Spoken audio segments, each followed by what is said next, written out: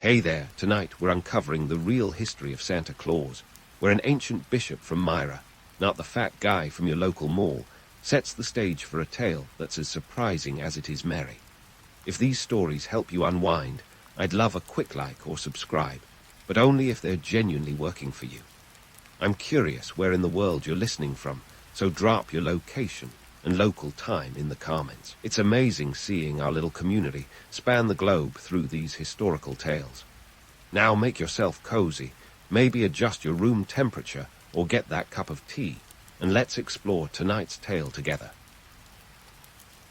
In an era where Netflix binges and TikTok trends define our cultural zeitgeist, it's easy to forget that storytelling was once a high-stakes game of survival, especially for a 4th century bishop named Nicholas. Yes, the guy who would one day trade his bishop's hat for a fuzzy red cap and a sleigh full of reindeer. But before he was Santa Claus, jolly old Saint Nick was just a man who had a knack for clandestine gift-giving and a penchant for performing miracles like a medieval David Copperfield. Born around 270 AD in Patara, a bustling port city in what we now call Turkey, Nicholas was the son of affluent Christian parents. Wealthy folks back then weren't just popping bottles of Dom Perignon. They were busy investing in their eternal souls. When his parents died, Nicholas took that inheritance and decided to distribute it to the poor, kind of like an ancient Bill Gates, but with fewer TED talks.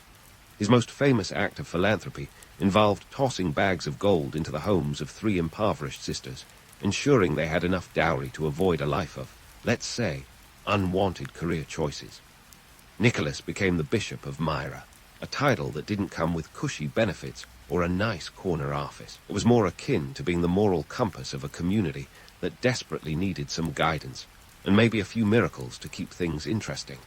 During his tenure, Nicholas reportedly resurrected 3 children who had been pickled in brine by a deranged butcher. Yes, you heard that right. It's the kind of story that makes you wonder whether the Middle Ages had a better PR team than we give them credit for. His reputation as a miracle worker and generous soul spread faster than a meme, thanks in part to the burgeoning Christian church, which was eager to promote figures who embodied the faith's core tenets of charity and redemption.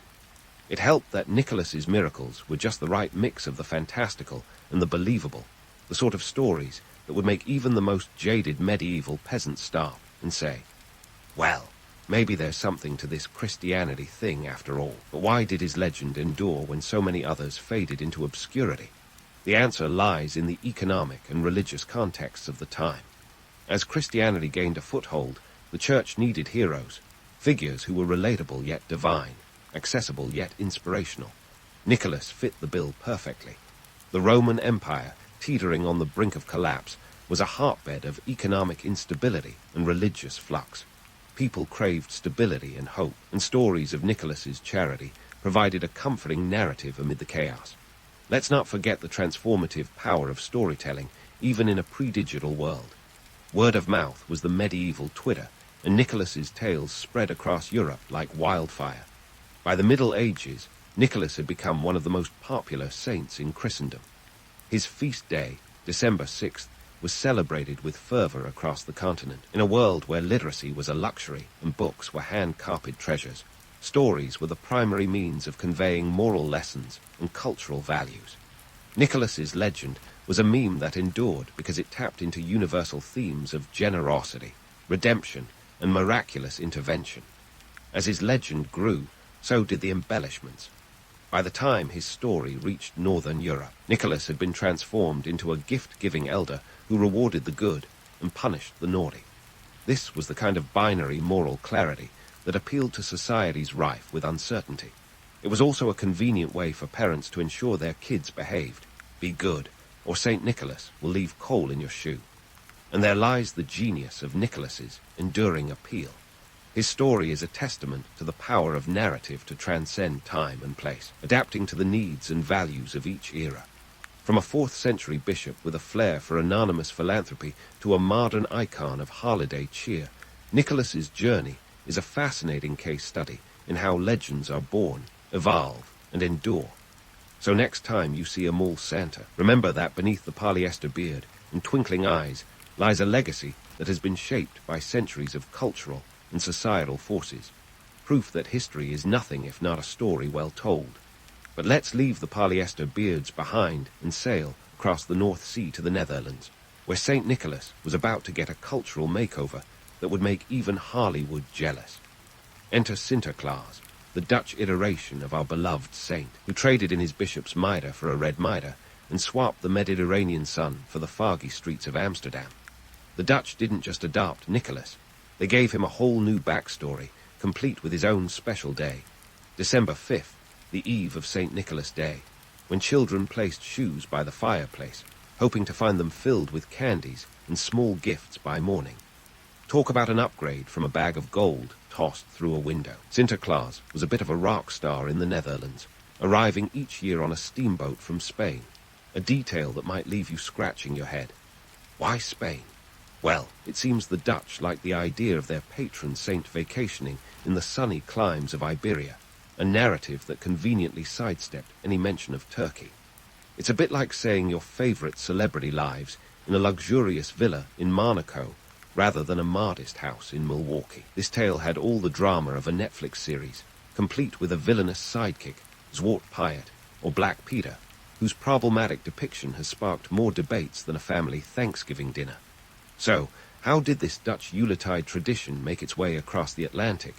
Blame, or thank, the Dutch settlers who planted their wooden shoes firmly in the soil of the New World. When they arrived in what would become New York City, then New Amsterdam, they brought their customs along for the ride. Imagine these settlers, trading tales of Sinterklaas over tankards of ale, weaving the saint into the rich tapestry of American folklore. It was a cultural potluck, and everyone was invited. As the colonies grew, so did the legend. Sinterklaas began to mingle with other European traditions, picking up elements like a snowball rolling downhill. Before long, he was rubbing elbows with the likes of Father Christmas from England and Kris Kringle from Germany. The American melting pot was cooking up something special, but it was still missing that secret ingredient, something to make this holiday figure truly iconic. Enter Washington Irving, the early 19th century author who was to Sinterklaas what a splash of sriracha is to a bland bowl of noodles. In his satirical work, Knickerbocker's History of New York, Irving painted a fanciful picture of a jolly Dutchman flying through the skies in a wagon delivering presents. Irving was essentially the BuzzFeed of his day, crafting stories that were a mix of fact and fiction, served with a side of humor. His version of St. Nicholas began to capture the American imagination, laying the groundwork for the Santa Claus we know today. But it wasn't just writers who were reshaping the saint. Enter the illustrators, with Thomas Nast leading the charge in the mid-1800s. Nast, an influential political cartoonist, took Irving's literary Santa and gave him a visual form that would become iconic. Nast's Santa was plump and merry, clad in a red suit with white trim, a look that would survive countless department store photo ops and Coca-Cola commercials. It's ironic that a figure rooted in religious tradition became a mascot for capitalism. But hey, that's the American way.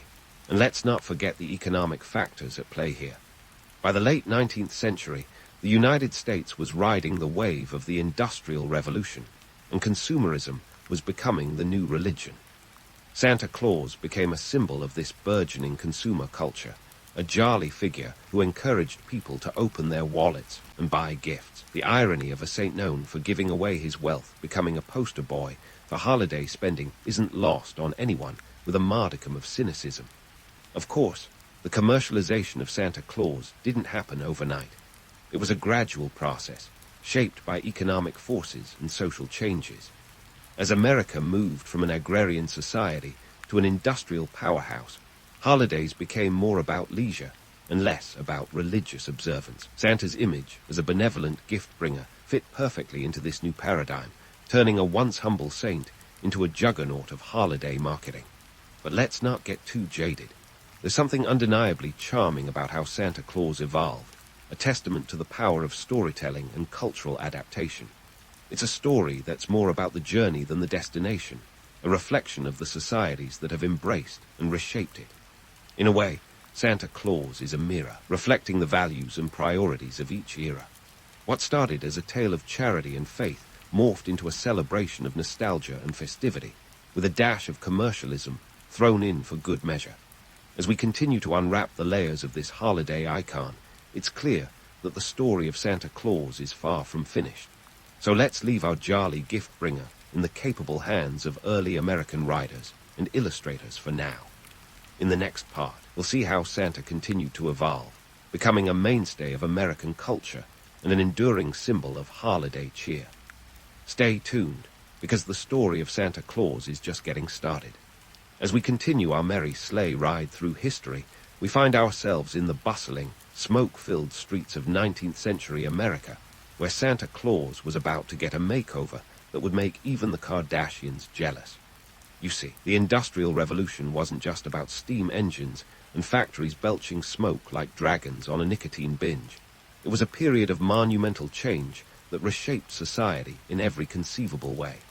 And Santa, well, he was ready for his close-up, thanks to some literary and artistic heavy hitters.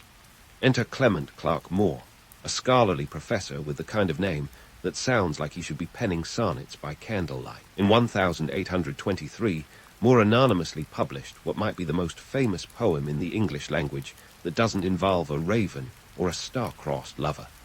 A Visit from St. Nicholas, better known as The Night Before Christmas.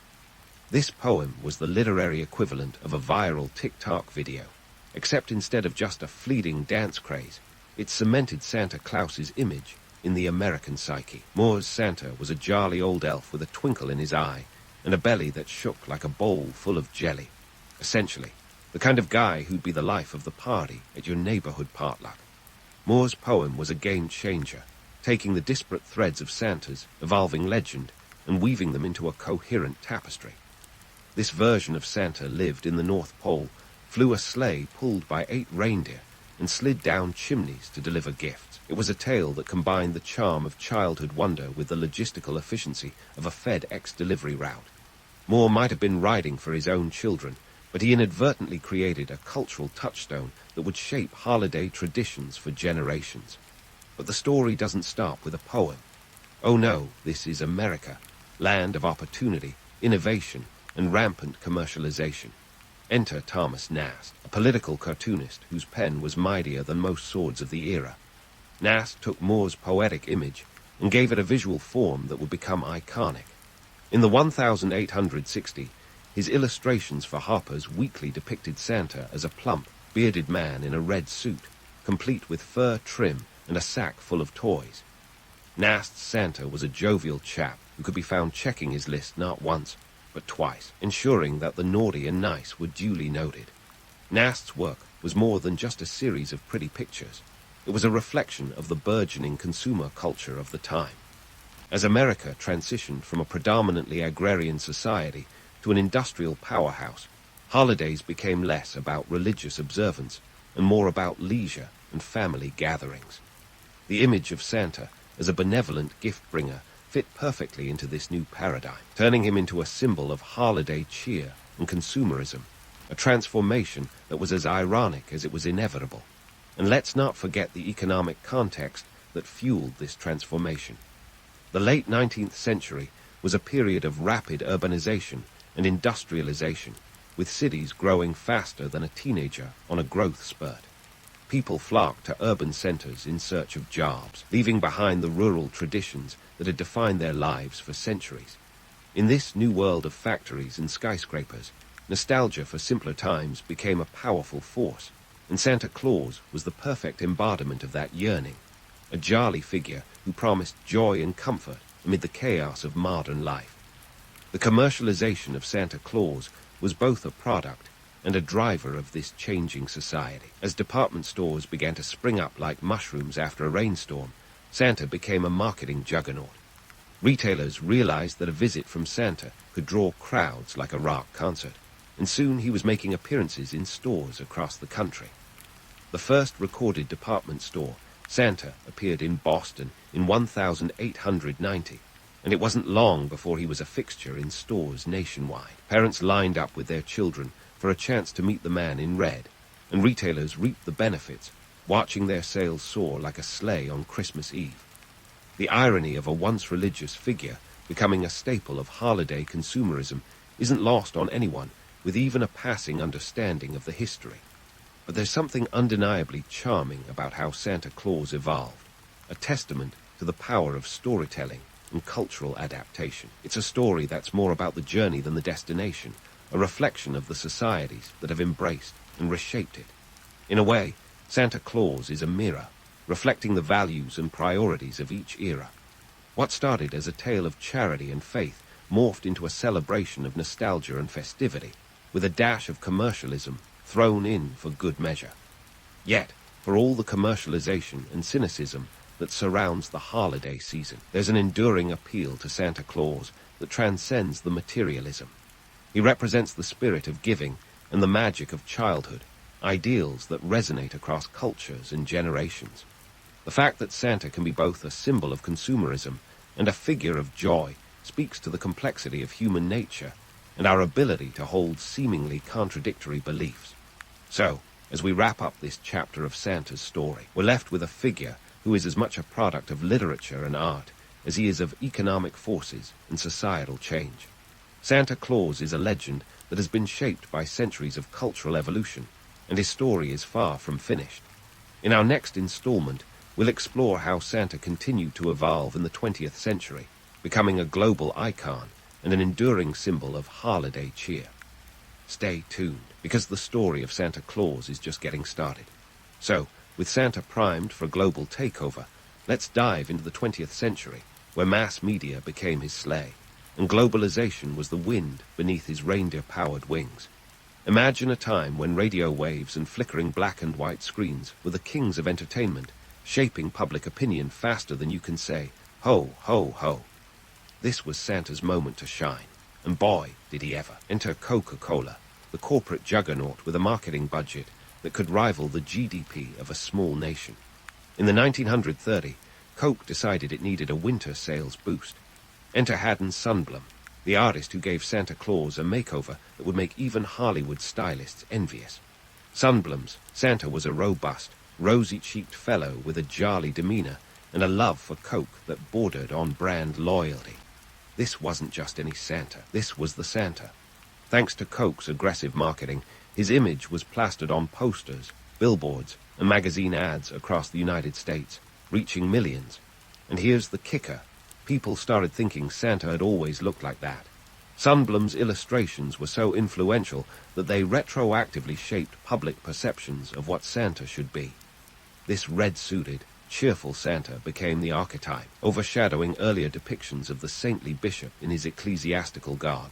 It's as if Coca-Cola issued a corporate decree and the world complied. Who knew a fizzy drink could have such cultural clout? But why stop at borders? With the power of mass media, Santa hitched a ride on the globalization express. As American media spread across the globe, so did the image of this new, commercialized Santa. By mid-century, he was popping up in places as diverse as Tokyo and Tijuana, each culture adding its own local flavor to the legend. In Japan, where Christmas wasn't traditionally celebrated, Santa became a symbol of Western consumerism, appearing in department stores and advertisements, enticing shoppers with promises of holiday cheer. Meanwhile, in Latin America, Santa blended with local traditions like a culinary fusion dish. Take Brazil, for instance, where Papai Noel might ditch his reindeer for a helicopter because, let's face it, air conditioning is a must in the sweltering December heat of the southern hemisphere. In Mexico, Santa mingles with the three wise men, who traditionally bring gifts on January 6th, just to keep things interesting and ensure kids don't get too comfortable with a single holiday figure.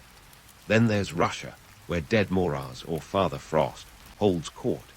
This character, rooted in Slavic mythology, was originally a more sinister figure, but post-World War Roman II, he got a makeover thanks to, you guessed it, Western influence. Now, Dead Moraz sports a blue suit and delivers gifts on New Year's Eve, accompanied by his granddaughter, Snegurochka.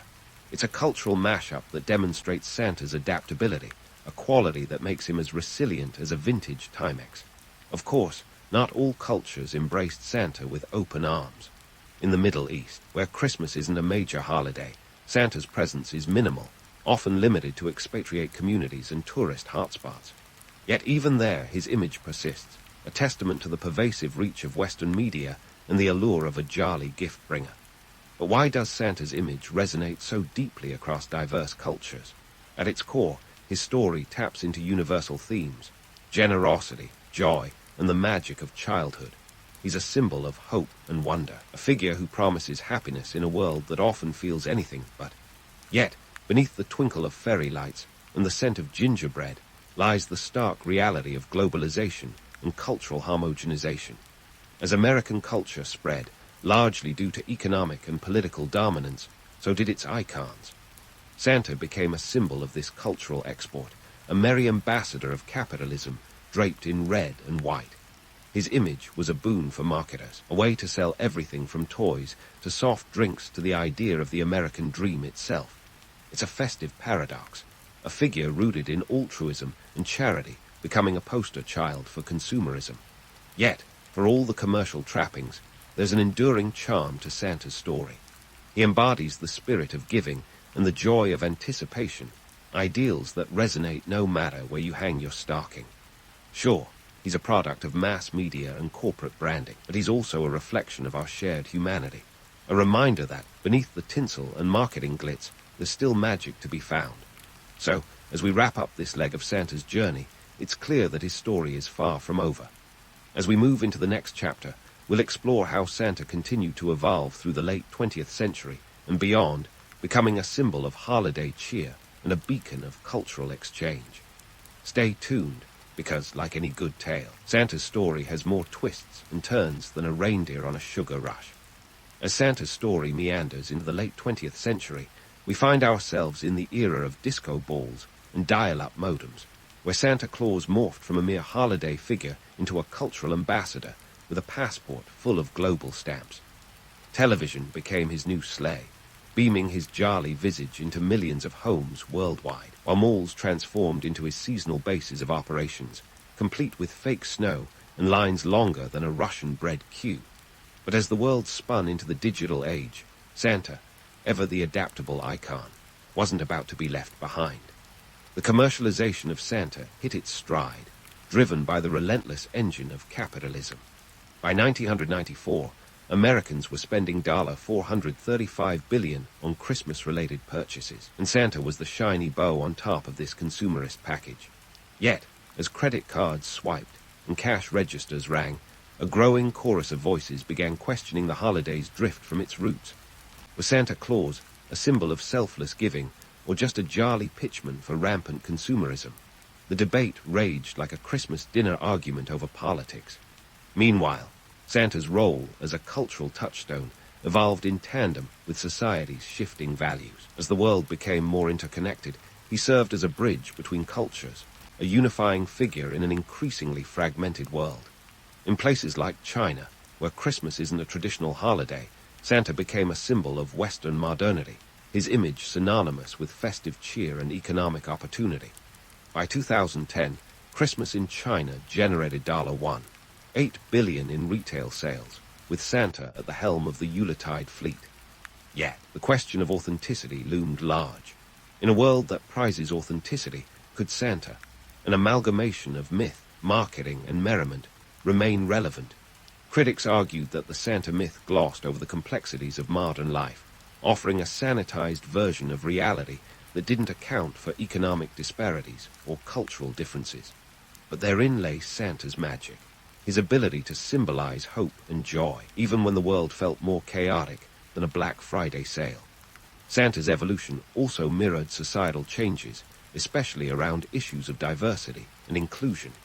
In 2016, a black Santa at the Mall of America stirred both celebration and controversy, highlighting the ongoing dialogue about representation. Santa's universal appeal meant he could be many things to many people, but it also underscored the challenges of maintaining a singular identity in a multicultural world.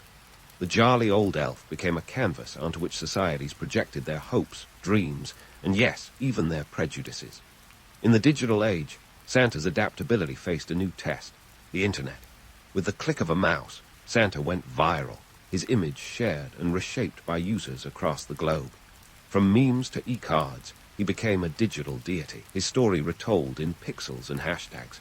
Social media transformed Santa into a global influencer, his every move tracked and analyzed by data more scrutinized than a celebrity's Instagram feed. Yet, the core of his appeal remained unchanged, the promise of joy, generosity, and a brief respite from the harsh realities of life. As Santa continued to evolve, he became a symbol not just of holiday cheer, but of community spirit. In an age marked by division, his story offered a rare moment of unity, a shared cultural touchpoint that transcended boundaries. Community events centered around Santa, parades, charity drives, and toy collections, became opportunities to foster goodwill and togetherness. In 2020, during the height of the COVID-19 pandemic, virtual Santa visits kept the magic alive, proving that even in isolation, Santa's spirit could unite us. But let's not sugarcoat it. The Santa myth also has a darker side. The pressure to provide a perfect Christmas, fueled by images of a jolly, gift-laden Santa, can exacerbate financial stress and anxiety.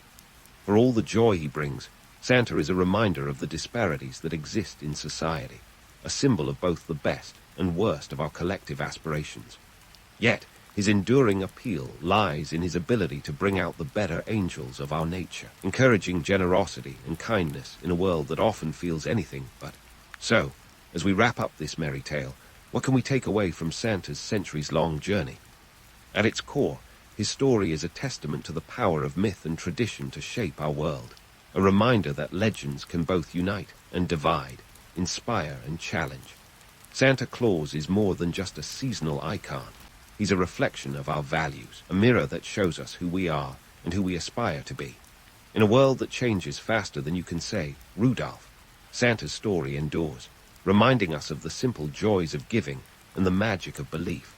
Whether you see him as a symbol of consumerism or a beacon of holiday spirit, there's no denying the lasting impact of this jolly old elf. Like a snowflake in a snow globe, Santa remains a cherished part of our cultural landscape, swirling through time and space, a symbol of joy and wonder in a world that could always use a little more of both. So next time you see Santa, whether he's perched atop a parade float, grinning from a holiday card, or waving from a computer screen, remember the rich tapestry of history, myth, and culture that brought him to life. Beneath the red suit and twinkling eyes lies a story of transformation, resilience, and the enduring power of imagination. And as long as there's a spark of wonder in the world, Santa Claus will continue to fly through the night, a timeless symbol of hope and cheer, bringing a little magic to all who believe. Year is 1095, and Europe is bustling with the kind of energy you'd expect if someone announced a medieval Black Friday sale on salvation. Pope Urban Roman II, a man with a vision, and let's be honest, a bit of a flair for the dramatic, has just dropped a bombshell at the Council of Clermont. He's called for a holy war to reclaim Jerusalem from the Seljuk Turks, and he's promised the kind of reward that you just can't ignore, eternal salvation. Yeah, he's offering a fast pass to heaven. No penance is required, just by picking up your sword and heading east. Now, before you start imagining knights in shining armor galloping off into the sunset, let's hit pause and talk logistics. Because organizing a crusade isn't exactly like planning a weekend getaway. This endeavor is more like trying to coordinate a rock concert tour across several continents, minus the tour bus and catering service. We're talking about tens of thousands of knights and peasants. Yes, peasants too, because apparently everyone thought a trip to the Holy Land was the medieval version of a group vacation. Let's start with the numbers. Scholars estimate that anywhere between 60,000 to 100,000 people answered the call. That's like trying to move the population of a small city across thousands of miles of hostile terrain. And this isn't a quick jaunt. This is a grueling trek that could take months, even years. We're looking at roughly 2,000 miles as the crow flies from France to Jerusalem. But since you're not a crow and there's no GPS, the actual path is a winding, perilous journey through unfamiliar lands. The first hurdle, money. Crusading isn't cheap. Knights needed to outfit themselves with armor, weapons, and horses, while the common folk needed supplies to survive the trek. A knight's armor alone could cost the equivalent of a small house, and horses, well, they were the medieval version of a sports car. To fund this holy road trip, many knights and nobles had to sell off land, castles, or take out loans. It's like mortgaging your house for a chance to be part of history, or at least a chance to not be damned for eternity. And what about the peasants, you ask? These folks didn't exactly have a stash of gold under their straw mattresses. They sold whatever they could, tools, livestock, even the clothes off their backs, just to scrape together enough for the journey. It's like a medieval yard sale, except instead of decluttering for cash, they're liquidating assets to join an epic pilgrimage with no guarantee of return. So, you've got your band of crusaders, fueled by religious fervor and the hope of heavenly reward, ready to march. But here's the kicker. The road to Jerusalem is fraught with more than just physical obstacles. There's political intrigue, shifting alliances, and the ever-present specter of starvation and disease. Remember, this is the Middle Ages, and the concept of sanitation is more of an abstract idea than a reality. Plus, the local leaders whose lands you're traipsing through aren't exactly thrilled about hosting a battalion of freeloaders. Pope Urban Roman II's speech was a masterclass in motivation, but he wasn't big on the fine print. Like, how exactly do you feed tens of thousands of people on the road? Spoiler alert, many didn't make it. Famine and disease decimated the ranks long before they reached the Holy Land, and those who survived often found themselves in skirmishes with locals who were less than pleased to see a horde of crusaders eating their food and trampling their crops. But let's not forget the myth-busting part. The romantic narrative paints these crusaders as noble warriors on a divine mission. The reality, it was often a chaotic mess of opportunism and desperation. Many knights saw the crusade as a way to gain land and wealth, not just piety points. And for the peasants, it was sometimes less about faith and more about escaping the crushing poverty and feudal obligations at home. So, what we have here is a mix of spiritual fervor, economic necessity, and sheer human ambition. It's a tapestry of motivations that drove this mass migration. The First Crusade was as much about personal salvation as it was about the geopolitical chess game between the Christian and Islamic worlds. The stakes were high, the risks even higher, and quite frankly, the whole thing was a logistical nightmare. As we wrap up this kickoff to the crusading saga, remember this. The journey to the Holy Land was less about the glory of battle and more about the gritty, often grim reality of survival. It's a story of human endurance in the face of unimaginable challenges, driven by a mix of faith, desperation, and the hope for something greater than oneself. And this is just the beginning. So onward they trudged. These would be saviors of Christendom, with their eyes set on Jerusalem and their stomachs growling like an angry medieval mob. The romance of the crusade might have glittered in their minds, but the reality was a never-ending slog, and the romance quickly faded like a knight's shiny armor after a few days on the road, rusty and uncomfortable. First things first, let's talk about the day-to-day grind of marching across Europe. You're part of this ragtag band, and the novelty of the adventure has worn off faster than a medieval pair of cheap sandals. The Crusaders relied heavily on local hospitality, a practice that was, let's say, hit or miss. When you've got hordes of rough and ready soldiers descending on your village, the welcome mat is not always out. Some towns, fearing pillage and plunder, slammed their gates shut tighter than a miser's purse. Others, perhaps hoping for divine brownie points, opened their doors and cellars to these holy warriors, often at great personal risk. Now, the myth of divine guidance deserves a good debunking here. While it's a nice thought that the Crusaders marched with angels whispering directions, the truth was a lot more terrestrial. They relied on local guides, maps that were more art than science, and a whole lot of hope. Getting lost wasn't just an inconvenience, it could be deadly. Take a wrong turn, and you might find yourself in a hostile territory with local rulers who didn't get the memo about your holy mission and were less than impressed by your claims of divine right. And let's not forget the toll on the body. Blistered feet, sunburns, and a diet that was more whatever you can scrounge than banquet feast. Disease, that ever-present spectre, followed the Crusaders like a bad habit. Medieval Europe wasn't exactly known for its hygiene standards. After all, bathing was often seen as suspicious. Dysentery, known charmingly as the bloody flux, was a common companion. If you managed to avoid drinking contaminated water, you might still fall victim to the fleas and lice that seemed to think crusaders were just open buffets. And when you're marching through territories with different climates and pathogens, your immune system is basically playing a game of Russian roulette. As if disease wasn't enough, disputes within the ranks were common. You've got knights from different regions, each with their own allegiances, customs, and egos. It's like trying to organize a team-building retreat where everyone thinks they should be the leader. These internal conflicts could spark over anything from the distribution of food to the direction of the march. And when tempers flared, swords weren't just for show. The romantic notion of a united Christian front was often overshadowed by the gritty reality of human ambition and pride. But let's not gloss over the economic realities that shaped these journeys. The cost of maintaining an army on the move was staggering. Armies in the Middle Ages didn't have supply chains. They had loot chains. When food ran low, and it often did, the Crusaders turned to foraging, which is a nice way of saying they took what they needed, whether it was offered or not. This practice did little to endear them to the local populations, and often led to skirmishes that added more chaos to an already chaotic journey. Yet, despite all these challenges, they pushed on, driven by faith, sure for some. But for many, the journey was as much about survival and opportunity as it was about salvation. The hope of returning as a hero, or at least not returning as a pauper, was a powerful motivator. And let's not forget the allure of relics and treasures that were rumored to be waiting in the east. The promise of divine reward was sweet, but the jingle of coins and the gleam of golden crosses were tangible incentives that kept them moving forward. In navigating hostile territories, the Crusaders had to be as much diplomats as warriors. Alliances were constantly shifting, and a friendly city today could be an enemy stronghold tomorrow.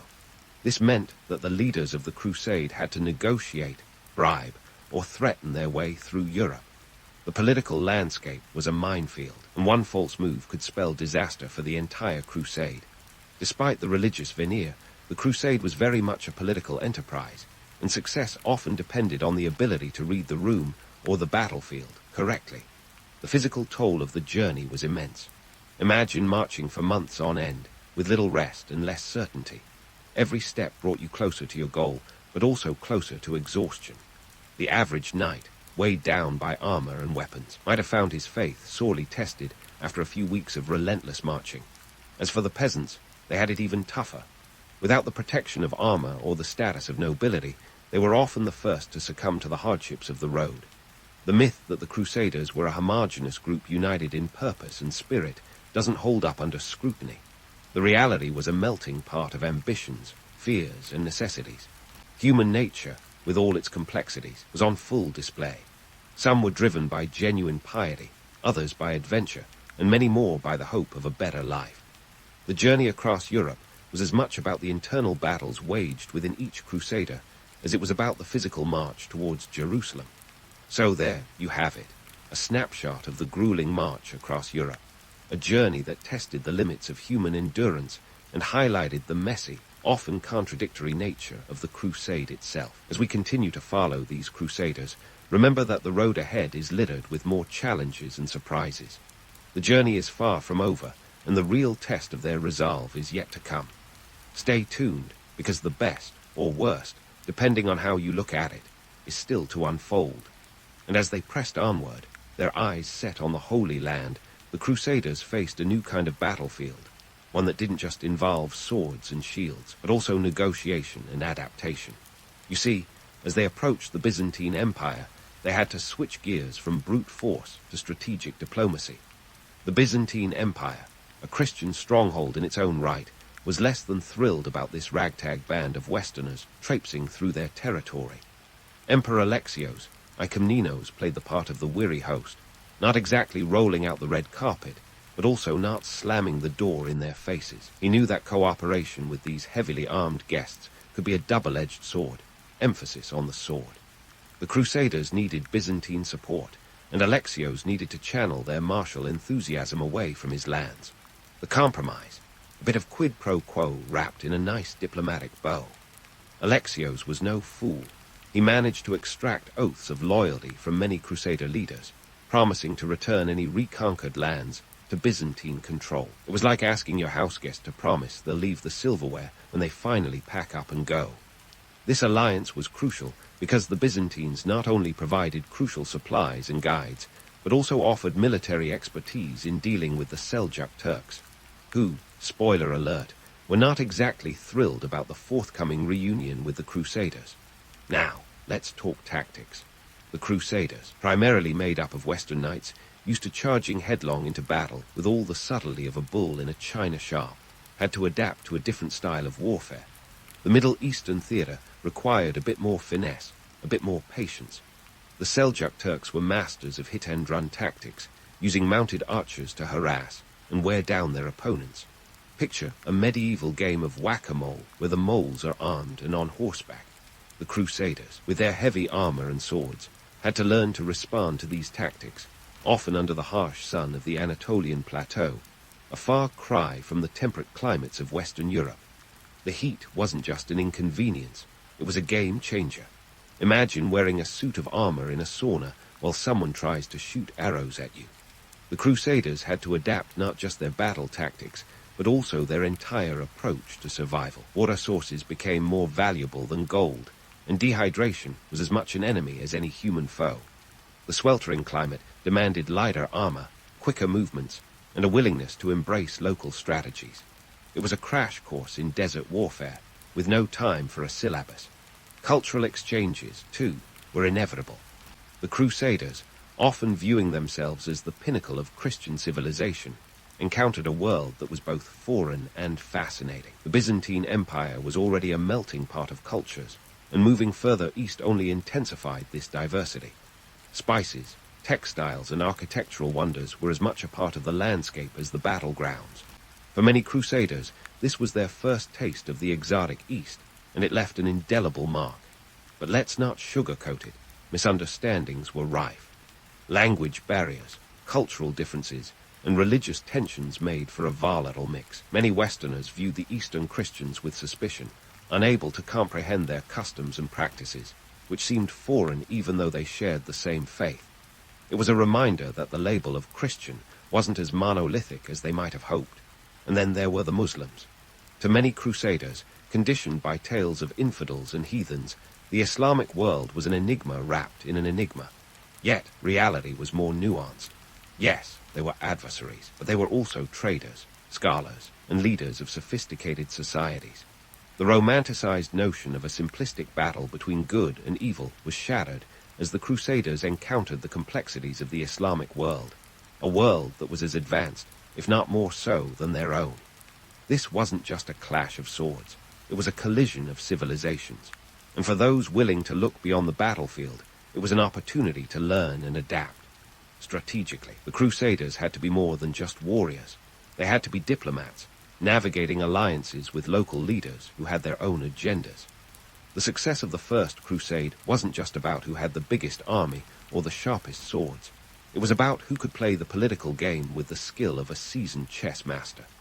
Leaders like Godfrey of Bouillon and Bohemond of Taranto had to act as both generals and statesmen, securing alliances with local powers like the Armenians, who provided critical support against the Turkish forces. These alliances were often tenuous, built on promises as fragile as a medieval tapestry. The reality of the crusade was far removed from the romantic image of a holy war. It was a messy, complex endeavor filled with contradictions.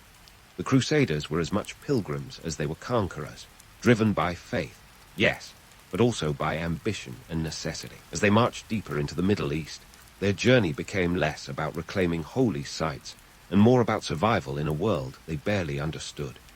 It was a complex tapestry of human motivations and historical forces, woven together in a way that was as beautiful as it was brutal. And so, the Crusaders continued their march, each step laden with the weight of their own expectations and the harsh realities of the world they encountered. The Holy Land was still far off, both geographically and metaphorically, and the challenges ahead would require more than just faith and steel. As they navigated this new landscape, both physically and culturally, they were forced to confront the limits of their own understanding and the vastness of the world beyond their borders. The road to Jerusalem was long, but it was also a journey of transformation, a test of endurance, adaptation, and the human spirit. The story of the crusade was far from over, and the next chapters promised even more twists and turns in this epic saga of faith and conquest. The story of the Crusades, with its epic marches and fervent battles, didn't just unfold on the dusty roads to Jerusalem. Back in Europe, the absence of so many nobles left a power vacuum that would make even the Game of Thrones writers blush. Imagine this. Europe, a continent where feudalism was the name of the game, suddenly finds its playing field wide open. With so many lords packing their bags for the Holy Land, it's like someone hit the reset button on the social hierarchy. The upshot, a seismic shift in power dynamics that would reverberate for generations. Let's dive into the numbers. During the First Crusade alone, it's estimated that about 1 in 5 knights left their lands in pursuit of glory, and let's be honest, a shot at eternal salvation. This exodus meant that roughly 20% of the knightly class was out of the picture, and those who stayed behind were left to pick up the pieces. In some regions, entire noble houses were left leaderless, their fates hanging by a thread. This situation wasn't just a golden opportunity for ambitious underlings to grab power. It was a field day for the clergy, who suddenly found themselves holding a lot more sway in local politics. Enter the rise of the merchant class. With the nobles off playing soldier in the east, the merchants saw their chance to shine. You see, the Crusades weren't just about swords and salvation, they were also about trade. As crusaders carved their way through foreign lands, they inadvertently opened up new trade routes. The Venetians, those shrewd seafarers, were quick to capitalize. They brokered deals to transport crusaders, and in return they secured trading privileges in the Levant that would make today's Wall Street traders salivate. Suddenly, spices, silks, and other exotic goods were flooding into Europe, and merchants were cashing in big time. And while we're on the subject of trade, let's talk about the economic ripple effect back home. The influx of new goods wasn't just about making a quick buck, it fundamentally transformed European economies. Before the Crusades, Europe's economy was largely agrarian, with local markets focused on subsistence. But the demand for luxury goods from the East created a burgeoning market economy. Cities like Venice and Genoa became bustling hubs of commerce, their coffers swelling with wealth that would fuel the Renaissance centuries later. So the next time you admire a piece of Renaissance art, remember, it owes a debt to those intrepid crusaders and the merchants who followed in their wake. But what about the folks who stayed behind? Well, they were left to grapple with the propaganda machine that was in full swing. Keeping support for the Crusades wasn't just a matter of religious fervor. It required some serious spin. Enter the troubadours and minstrels, the medieval equivalent of social media influencers. These wandering poets took to the roads, singing the praises of the Crusaders and spinning tales that were more fiction than fact. They painted the knights as valiant heroes, battling the forces of darkness, and conveniently glossed over the less savory aspects of the campaign, like, say, pillaging and looting. Even the clergy got in on the act, delivering sermons that doubled as morale-boosting pep talks. They preached about the divine mission and the glory that awaited those who took up the cross. And let's not forget the relics. Oh, the relics. Churches across Europe claim to have pieces of the true cross or bones of saints, drawing in the faithful like moths to a flame. It was a spiritual marketing campaign that would make any modern PR firm proud. Meanwhile, back in the political sphere, the absence of so many nobles meant that monarchs could consolidate their power. King Philip I of France, for example, used the opportunity to strengthen his grip on the throne. With fewer powerful lords to contend with, he enacted reforms that centralized authority and expanded royal control. In England, the situation was similar. King Henry took advantage of the noble exodus to tighten his hold on the realm, laying the groundwork for a more unified kingdom.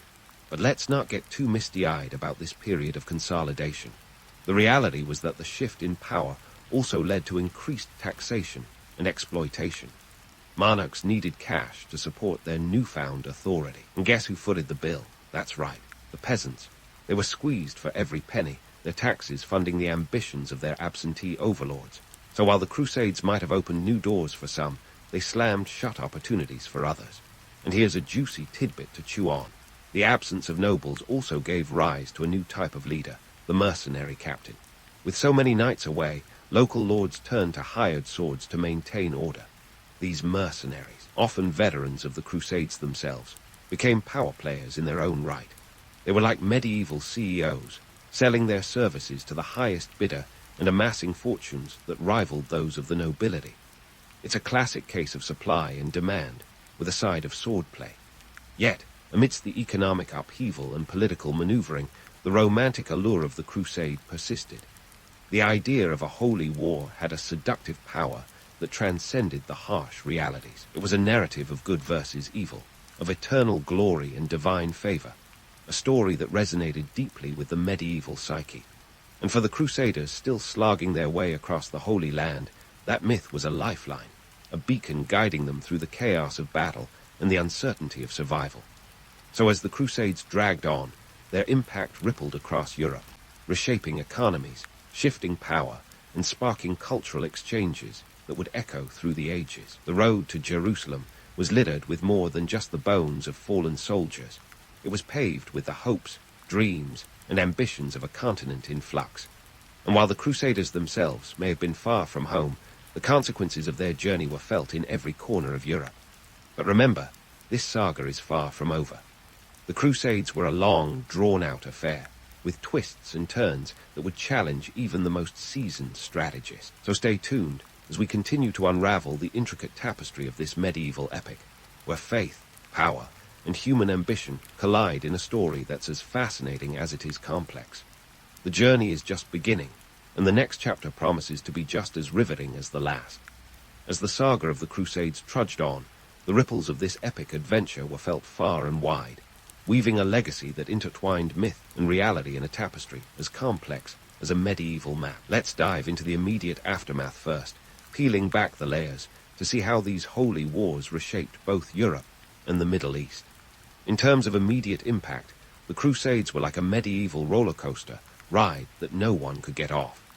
On one hand, they had successfully established several Crusader states, such as the Kingdom of Jerusalem and the Principality of Antioch. These were like European enclaves awkwardly plopped down in the Middle East, ruled by Western nobles who didn't exactly blend in seamlessly with their new neighbors. Thanks to their efforts, by the early 12th century, they controlled a swath of territory that stretched like a thin line down the eastern coast of the Mediterranean. But this wasn't a harmonious melting pot of cultures. It was more like an uneasy neighborhood block party, where everyone eyed each other suspiciously over the punch bowl. These Crusader states were always on the brink of collapse, constantly besieged by local Muslim rulers who were less than thrilled about sharing their backyard. The Crusaders, for all their bravado, found themselves in a perpetual state of defense, their castles acting as lifeboats in a sea of political and religious hostility. They relied on reinforcements from Europe, which were about as reliable as a medieval weather forecast. But the real kicker, the Crusader states didn't just have Muslim adversaries to worry about. No, they were also embroiled in squabbles with the Byzantine Empire, their supposed ally. The Byzantines viewed the Crusaders with the kind of wary suspicion normally reserved for a nosy neighbor who's always borrowing your lawn tools and never returning them. If you zoom out, you see that the Crusades also stirred up a hornet's nest of religious fervor that had enduring consequences. The Catholic Church, buoyed by the initial successes, seized the moment to consolidate its influence. The papacy, emboldened by its role as the spiritual cheerleader of the Crusades, extended its authority, setting the stage for future conflicts with European monarchs who weren't so keen on sharing the power pie. Yet, for the Church, the Crusades were a double-edged sword. While they demonstrated the might of Christian unity, they also exposed the deep divisions within Christendom itself, divisions that would later bubble over into the schisms and reformations that rocked Europe in the centuries to come. Meanwhile, back in Europe, the economic landscape was undergoing a seismic shift. Those new trade routes opened by the Crusades brought a cornucopia of Eastern goods that left European markets buzzing like a beehive. Spices, silks, and other exotic treasures were no longer the stuff of legend. They were now tantalizingly within reach, and they reshaped diets, fashion, and even social structures. The rise of merchant cities like Venice and Genoa wasn't just about wealth. It was a cultural revolution on the heels of a crusading army. These cities became the beating heart of a new economy, and their influence spread like wildfire, laying the groundwork for the Renaissance, a rebirth fueled by the cross-pollination of ideas and goods from east to west. Now, let's tackle the more romanticized narrative of the Crusades, the one that played out not on the battlefield, but in the annals of history and literature. Over the centuries, The Crusaders transformed from gritty soldiers to gallant heroes in the popular imagination. Troubadours sang of their chivalric deeds, and riders spun tales that made them sound less like marauding invaders and more like knights in shining armor on a noble quest. This romantic image was as appealing as a medieval feast, but it was about as accurate as a knight trying to shoot an apple off someone's head with a catapult. The reality, of course, was far more raw. The Crusaders were often driven by a chaotic mix of motives: faith, greed, power, and survival. They weren't just holy warriors. They were opportunists, mercenaries, and sometimes outright thugs with a divine mandate. The romanticized image of the Crusades conveniently glossed over the darker chapters: the sacking of cities, the slaughter of innocents, and the internecine squabbles that saw Christian turn against Christian in a tangled web of alliances and betrayals. These were not tales sung by minstrels, but they were the gritty truths that lay beneath the gilded veneer. As for the Middle East, the legacy of the Crusades was a tapestry of conflict and cultural exchange. The Crusaders may have been eventually driven out, but their presence left a lasting impact. The Islamic world was forced to unite in response, leading to the rise of powerful figures like Saladin, whose leadership and diplomacy became legendary. The Crusades also paved the way for a deeper cultural and intellectual exchange between East and West. Despite the bloodshed, this period saw the transmission of knowledge, scientific, medical, and philosophical, that enriched both worlds. The Crusaders might have been the uninvited guests, but their presence sparked a dialogue that transcended swords and shields. Fast forward to modern times, and the legacy of the Crusades continues to cast a long shadow. In Europe, the crusading spirit was romanticized well into the 19th century, fueling imperial ambitions and colonial endeavors. The myth of the noble crusader was repurposed to justify expansion and conquest, often with little regard for the complex realities of the medieval campaigns. In the Middle East, the memory of the Crusades has been invoked in various contexts, sometimes as a symbol of Western aggression, a historical grievance that echoes in the rhetoric of conflict and diplomacy even today. So, as we draw the curtain on this chapter of history, what can we take away from this grand saga? The Crusades were a crucible of human ambition, faith, and folly, a reminder that history is rarely as simple as it seems. They were both a clash of civilizations and a catalyst for change, a testament to the enduring power of ideas and the relentless march of time. The romance of the Crusade remains captivating, but the reality, full of contradictions and complexities, offers the richer narrative. It's a story of humanity at its most ambitious and flawed, a tale that continues to captivate and challenge us, echoing down the corridors of history as both legend and lesson. Navigating the Bermuda Triangle is like looking for a black cat in a coal cellar when the cat may not even exist. This notorious slice of the North Atlantic, a triangle that stretches from Miami to Bermuda and Puerto Rico, is the stuff of legends and late-night conspiracy theories. It's a place where planes and ships supposedly vanish like sarks in a dryer, leaving behind nothing but a trail of speculation. But is it really a maritime black hole, or just a case of bad geography and worse PR? First, let's drop anchor on some numbers. The Bermuda Triangle covers a whopping 500,000 square miles of ocean. It's a massive aquatic playground, and not exactly a place where you'd expect things to just disappear without a trace. Yet, the legends began swirling in the 1950s, when writer Vincent Gaddis coined the term Bermuda Triangle in an article for Argosy magazine. Prior to that, the area was just another stretch of the Atlantic, albeit a poorly charted one, thanks to the complexities of ocean currents and weather patterns. The Bermuda Triangle's reputation really took off with the disappearance of Flight 19 in December 1945. 5 Navy bombers, on a routine training mission, vanished without a peep. To add a little extra spice to the calamity, the search plane sent to find them also disappeared. Cue the ominous music. But was it really a supernatural snafu, or just human error magnified by a series of unfortunate events? You see, Flight 19 was led by Lieutenant Charles Taylor, whose compass was reportedly as trustworthy as a politician's promise.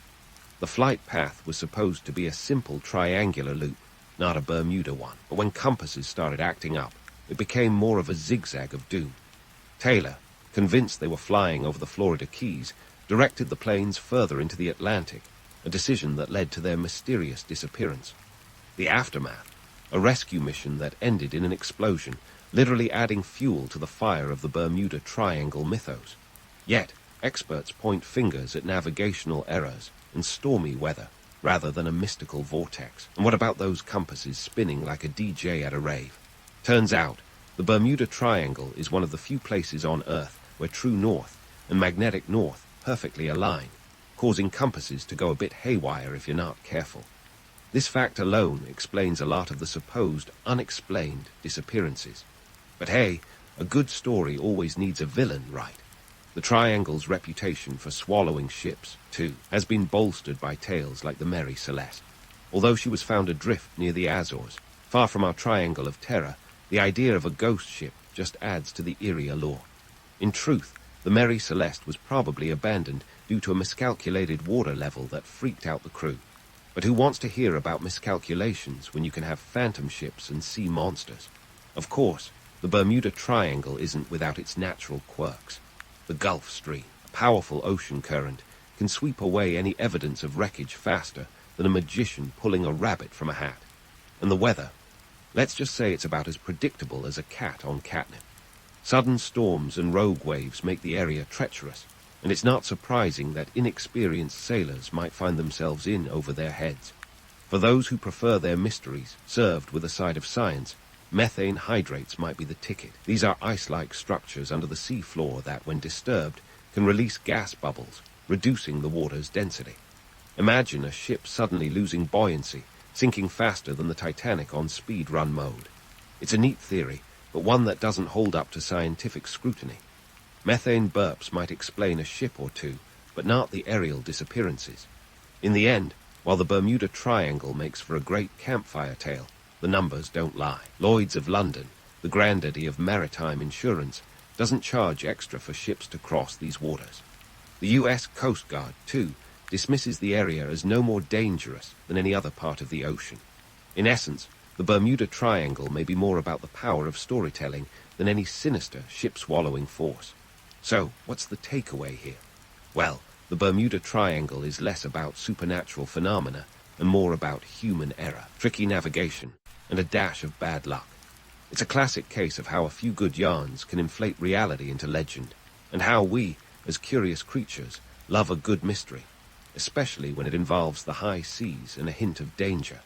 But next time you hear about the Bermuda Triangle, remember, while it may be a captivating part of our cultural lore, the only thing truly disappearing here are facts, swallowed whole by a whirlpool of sensationalism. Speaking of mysteries that captivate the imagination, let's swap the churning seas of the Bermuda Triangle for the foggy streets of Victorian London. It's 1888, and we're knee-deep in the Whitecapel district, where a man known as Jack the Ripper was carving out his grim legend. Forget the romanticized detective work of a certain fictional Mr. Holmes. Our tale is one of gritty reality and unsolved crime. First, let's set the scene. London in 1888 was a vibrant yet grimy metropolis, with over 5 million people packed into its streets. The East End, and particularly Whitecapel, was a melting pot of poverty, immorality, and quite frankly, a soup of social ills that would make any modern urban planner run for the hills. It was here, amidst the narrow alleys and gaslit fog, that Jack the Ripper went to work. In a span of just a few months, he claimed the lives of 5 women, known as the Canonical Five, though some theorize his tally was higher. Now, before we dive into the suspects, let's dissect the victims, because understanding them is crucial. These women were Mary Ann Nichols, Annie Chapman, Elizabeth Stride, Catherine Eddowes, and Mary Jane Kelly. All met their grisly ends between August and November of 1888. They lived on the societal fringes, often turning to prostitution to make ends meet, as the economic opportunities for women at the time were about as abundant as snow in summer. Their deaths were not only a reflection of one man's depravity, but also of a society that turned a blind eye to the vulnerable. The Ripper didn't just kill, he mutilated, leaving bodies in a state that shocked even the most hardened of Victorian sensibilities. This wasn't just your run-of-the-mill Victorian crime. This was a full-blown media frenzy. With the rise of penny dreadfuls and burgeoning newspaper industries, Jack became the first serial killer to achieve global notoriety. The papers were filled with lurid details, and the public was ravenous for more. In a time when literacy rates were climbing like the profits of an industrialist, this was the kind of scandal that sold papers like hotcakes. Speaking of scandal, let's talk suspects. Over the years, the Ripper's identity has been attributed to a veritable who's who of 19th century society. Was it Montague John Droot, a barrister with a murky alibi? Or perhaps Aaron Kosminski, a Polish barber surgeon with a penchant for violence?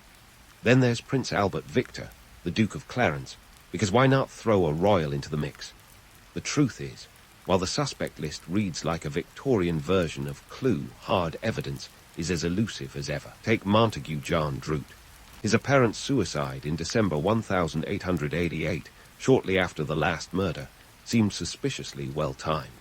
But the absence of concrete evidence turns his candidacy into more of a convenient narrative than a solid fact. Kosminski, on the other hand, was pointed out by a witness in a police lineup, only to be dismissed later due to lack of evidence. And let's face it, the royal conspiracy theories, while spiced with intrigue, are more the stuff of tabloid fodder than historical fact. Now about those letters. The infamous correspondence supposedly penned by Jack himself. "Dear Boss," begins the most famous one, followed by the chilling promise of more murders. The letter, signed Jack the Ripper, gave the killer his moniker. But here's the kicker. Many historians believe these letters were hoaxes, written by journalists looking to keep the story and their circulation numbers alive. The police received hundreds of letters, many of which were about as credible as a politician's excuse for a scandal. Victorian police work, let's just say, wasn't exactly CSI. London.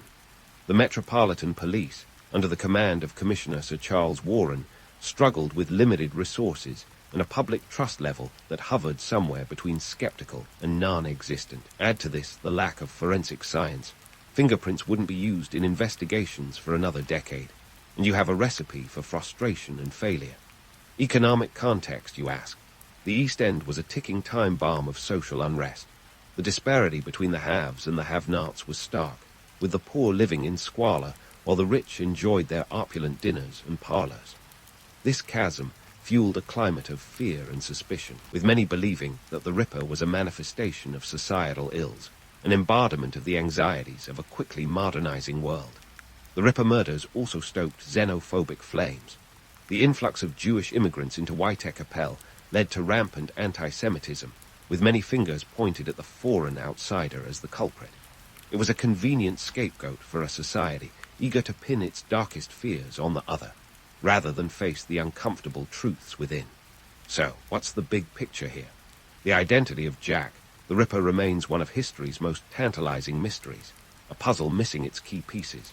But his story tells us more than just the tale of a faceless killer. It reveals the social tensions, media sensationalism, and policing challenges of an era on the brink of modernity. As we continue to peel back the layers of fog and fiction, we find that the questions left unanswered are often as compelling as the ones we solve. And there's more to unravel in this tale of terror and intrigue, so keep your magnifying glasses handy. There's no conclusion yet, just more twists and turns as we continue our journey into the shadowy corners of history's unsolved mysteries. Stay tuned, because the rabbit hole goes deeper, and we've only just begun to dig. And speaking of mysteries layered with more intrigue than a Victorian murder mystery, let's trade London's fog for Egypt's sun-drenched sands and dive headfirst into the enigma of King Tutankhamun's tomb. You see, the discovery of King Tut's resting place in 1922 was like finding a winning lottery ticket inside a dusty old book. It was a jackpot of archaeological significance, but one wrapped in a shroud of ominous whispers, and a supposed curse that could make even the most skeptical eyebrow twitch with intrigue. Now, before we get to the juicy bits about curses and coincidences, let's talk about the discovery itself. Howard Carter, the mastermind behind this archaeological blockbuster, had been digging around Egypt's Valley of the Kings for years, backed by the deep pockets of Lord Carnarvon, an English aristocrat with a penchant for ancient bling. The tomb was unearthed on November 4, 1922, after a relentless quest that cost Carnarvon a cool £5,000, a hefty sum back then, equivalent to about £300,000 today. Talk about putting your money where your mummy is. So picture this. Carter peers into the tomb for the first time, candle flickering, eyes wide. And when asked if he could see anything, he reportedly whispered, "Yes, wonderful things." And wonderful they were, over 5,000 artifacts, including the famous Golden Death Mask, were found in Tut's tomb. But while the discovery was a treasure trove for historians, it soon became tabloid gold thanks to the so-called Curse of the Pharaohs. Ah yes, the curse. Supposedly etched into the tomb was a dire warning. Death shall come on swift wings to him who disturbs the peace of the king. Sounds like something out of a mummy movie, right? The tabloids certainly thought so, and they ran with it like a marathoner with a turbo boost. The legend of the curse gained traction when, just a few months after the tomb's opening, Lord Carnarvon died on April 5, 1923, from an infected mosquito bite. Coincidence? The media thought not. But let's pump the brakes on the supernatural express. The reality is that stories of a curse were more the result of sensationalist journalism and a public hungry for mystique than any ancient Egyptian voodoo. In fact, most of the people present at the tomb's opening lived long, healthy lives. Howard Carter himself, the man who kicked the whole thing off, lived until 1939, dying at the ripe age of 64. His death certificate lists lymphoma, not mummy's revenge, as the cause. Still, the curse's allure was undeniable, fueled by strange happenings and deaths loosely linked to the tomb's opening. For instance, Sir Bruce Ingham, given a paperweight made of a mummified hand by Carter, reportedly had his house burned down not once, but twice. And then there was the story of Carnarvon's dog, which howled and died at the exact moment of his master's death, though that sounds more like a Gothic novel than reality. But let's look beyond the tomb's walls. The discovery of Tutankhamun's final resting place was more than an archaeological coup. It was a cultural phenomenon that shook the world, sparking a wave of Tutmania. Museums were flooded with visitors eager to glimpse the boy king's treasures, and Egyptian motifs exploded in popularity, influencing everything from fashion to architecture. This wasn't just history, it was pop culture with a pharaonic twist. And what about the economic implications? The discovery of the tomb thrust Egypt into the limelight, boosting tourism, and with it, the nation's coffers. But it also sparked debates about ownership and cultural heritage that continue to this day. Who owns the past, especially when that past is a golden mask that everyone wants a selfie with? Politically, the discovery occurred at a time when Egypt was grappling with independence from British rule, gaining nominal independence in 1922, the same year the tomb was discovered. The surge of interest in ancient Egypt provided a rallying point for national pride and identity, even as Western powers clamored for a piece of the action, or, at the very least, a piece of the artifacts. As we peel back the layers of the Tutankhamun tale, it's clear that the real treasure wasn't just the gold buried with the young king, but the complex tapestry of history, culture, and human curiosity that it unearthed. The curse may have been a tall tale. The impact of the discovery is as real as the desert heat. And yet, the story of King Tut is far from over. We've only scratched the surface of the enigmatic life and times of the boy king, his sudden death, and the political machinations of the ancient Egyptian court. So, keep your archaeological gear handy. We're just getting started, and the sands of history have more secrets to reveal. Now, let's trade the sweltering sands of Egypt for the bone-chilling winds of Siberia, where the Dyatlov Pass incident beckons with its eerie allure. It's a tale that's about as cozy as a Siberian winter, and one that's been shrouded in more mystery than a magician's hat. But before your imagination runs wild with Yetis and Soviet conspiracies, let's unravel the facts. Picture this. The year is 1959, and 9 Soviet hikers, 7 men and 2 women, set out on a skiing expedition across the Ural Mountains. Their goal, to reach Arorton, a name that poetically means "don't go there" in the local Mansi language.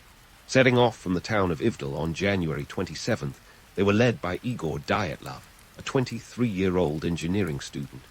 These folks were no amateurs. They were experienced trekkers, accustomed to the harsh Siberian climate. They had the enthusiasm of youth and a plan as solid as a Siberian ice block. But like many plans, it would soon meet the unpredictable embrace of fate. Fast forward to February 12th, 1959. The group was expected to return to Vizhai, a small settlement, and send telegrams to their sports club to signal their safe return. But the silence that followed was as chilling as the Siberian wind. By February 20th, with no word from the group, a search party was launched. What they found at the Dyatlov Pass, now named after the ill-fated leader, was a scene straight from the pages of a thriller novel. The group's abandoned tent was discovered on February 26th, slashed open from the inside. Footprints, some bare and some in sarks, led away from the tent into the snow, as if the hikers had fled in a hurry. And then there were the bodies. Over the course of the next few weeks, searchers found all 9, scattered over a mile radius. Some were in various states of undress, an oddity given the freezing temperatures that could drop to -30°C at night. Others had suffered gruesome injuries. One had a fractured skull, another had severe chest fractures, and one of the women was missing her tongue and eyes. These weren't your run-of-the-mill skiing mishaps. So, what on earth happened out there? The official Soviet investigation, which wrapped up in May 1959, offered little comfort. It concluded that the hikers met their end due to a compelling natural force. If that sounds vague to you, you're not alone. Naturally, this ambiguity sparked a flurry of theories, each more sensational than the last. Now, let's talk science, or at least the scientific theories that have been tossed around like a beach ball. One popular explanation involves an infrasound phenomenon. It goes like this. A particular wind pattern over the mountains could have generated infrasound waves, low-frequency sounds that can't be heard by the human ear but can induce panic attacks. The theory suggests that these waves might have caused the hikers to flee their tent in fear, tumbling into the night in a state of confusion and terror. While intriguing, this hypothesis doesn't quite explain the severe physical injuries. Another theory posits an avalanche. This is the Arkham's razor of explanations, the simplest, and in theory, the most plausible. The idea is that a small avalanche could have hit the tent, prompting the hikers to cut their way out and flee. The trauma some of the bodies showed could have been caused by the force of snow. But hang on a sec. Investigators at the time found no evidence of an avalanche in the area, and the tent was still partially standing, which would be unusual for an avalanche zone. And then there's the theory that keeps the conspiracy theorists up at night: secret military testing. The Dyatlov Pass area was not far from military testing grounds, and some speculate that the hikers stumbled upon something they shouldn't have. Perhaps they were exposed to rocket tests or military maneuvers, leading to their untimely demise. This theory is fueled by reports of strange orange spheres seen in the sky around the time of their deaths. But again, there's a lack of concrete evidence linking the military directly to the incident. Now, cue the spooky music, because we can't discuss Dyatlov without mentioning the Yeti. Yes, some believe the hikers were attacked by a creature of cryptozoological fame. This theory thrives in the realm of the imaginative, backed by little more than one hiker's journal entry about Yeti footprints. It's a fun thought, but like UFOs and Bigfoot, the Yeti remains more myth than fact. So, what's the economic angle here, you ask? In Soviet Russia, the state controlled the narrative.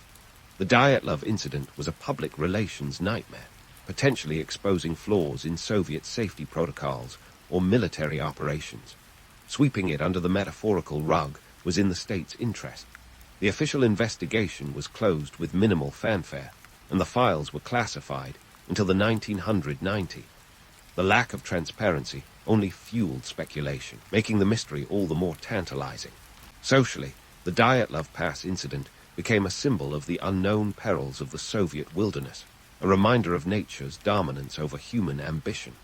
It also highlighted the gap between public perception and state-controlled media, as the incident only gained international attention years later. Locally, among the Mansi people, the area was already steeped in myth, adding another layer to the mystery. In the end, while the Dyatlov Pass incident remains unsolved, it's a stark reminder of humanity's vulnerability against nature's raw power. It's a story that refuses to be pinned down, much like a Siberian blizzard, elusive, swirling with possibilities, and leaving us with more questions than answers. But fear not, fellow mystery enthusiasts, our journey through history's enigmatic corners isn't over yet. There are more tales to tell, more threads to unravel as we continue to explore the strange and unexplained. Stay tuned for the next chapter in our quest for historical truth, or at least a tantalizing taste of it. As we sail away from the bone-chilling winds of Siberia and the enigmatic Dyatlov Pass, let's set our course for the sun-drenched shores of Roanoke Island, a place where history and mystery collide in a tale that's baffled historians for centuries. Roanoke, located off the coast of what is now North Carolina, is the site of perhaps one of the most famous unsolved mysteries in American history, the disappearance of an entire English colony known as the Lost Colony. Let's rewind the clock to 1587. Sir Walter Raleigh, a man with a penchant for exploration and a taste for the dramatic, sponsored an expedition to establish a permanent settlement in the New World. Enter John White, the expedition's appointed governor, who led 115 colonists, including women and children, to Roanoke Island. These settlers were supposed to be the vanguard of England's colonial ambitions, a stepping stone to claiming the riches of the Americas. But the New World was as welcoming as a porcupine in a balloon factory. Supplies dwindled faster than a magician's rabbit, and relations with local Native American tribes teetered between cautious cooperation and outright hostility. In a desperate bid to save the fledgling colony, White sailed back to England later that year to gather supplies. He intended to return quickly, but fate had other plans. England found itself embroiled in war with Spain, cue the Spanish Armada, and all that swashbuckling drama, and White's return was delayed by 3 years. When he finally made it back to Roanoke in 1590, he found, well, nothing. The colony had vanished, leaving behind only a cryptic clue, the word Croatone carved into a wooden post and crow etched into a tree. It was the 16th century equivalent of a post-it note, but with far more ominous implications. Now, let's talk theories. The most plausible explanation is that the colonists assimilated with local Native American tribes, possibly the Croatone or Hatteras Indians, hence the cryptic carvings. This theory is backed by reports of later settlers encountering Native Americans with distinctly European features and practices. It's a tale of survival through adaptation, rather than annihilation. But then, where's the fun in that? Enter the more colorful theories. Some speculate that the colonists were wiped out by hostile tribes, a grim but possible fate given the tense relations between settlers and the indigenous peoples. Others suggest disease, starvation, or even a sudden decision to relocate, possibly south to the Chesapeake Bay area, which was originally intended as their destination. And because no mystery is complete without a touch of the fantastical, some say the colonists were abducted by aliens. After all, why not throw in a little extraterrestrial intrigue to spice things up? While these theories run the gamut from plausible to fantastical, the harsh realities of colonial life add a sobering context. The New World was a brutal place for European settlers, with its unfamiliar climate, terrain, and the constant threat of conflict with native tribes. The economic stakes were high, too. England was keen on establishing a foothold in the Americas, not just for glory or adventure, but for profit. Colonies were seen as potential gold mines of resources like timber, furs, and eventually tobacco. Politically, the Roanoke debacle was a blow to English colonial ambitions, but it was far from the end. The lessons learned in Roanoke would inform future settlements, most notably Jamestown, founded in 1607. Roanoke became a cautionary tale, reminder of the perils of underestimating the New World and overestimating one's own capabilities. The mystery of Roanoke continues to captivate our imagination, much like the Bermuda Triangle or King Tut's curse, because it taps into our fascination with the unknown. It's human nature to be drawn to stories where the answers remain elusive, where the line between history and legend blurs like a watercolor in the rain. We're wired to seek patterns, to solve puzzles, and when faced with a void of information, our imaginations run wild, filling the gaps with what-ifs and could-have-beens. Yet the allure of Roanoke isn't just in its mystery. It's in its reflection of human perseverance and adaptability. The colonists, whether they met a tragic end or became part of the indigenous fabric, represent the indomitable spirit of exploration and survival. In a world where the known was a tiny dot in a vast sea of uncharted territory, they dared to venture into the unknown, leaving behind a legacy that transcends their disappearance. As we draw this historical journey to a close, it's worth pondering why these unsolved mysteries continue to resonate. Perhaps it's because they remind us that history is not a static collection of dates and events, but a living tapestry woven from the threads of human experience. Each mystery is a thread that refuses to lie flat, instead looping and twisting into new patterns of understanding and curiosity. The stories of the Bermuda Triangle, Jack the Ripper, King Tutankhamun, the Dyatlov Pass, and Roanoke are more than just tales of the unexplained.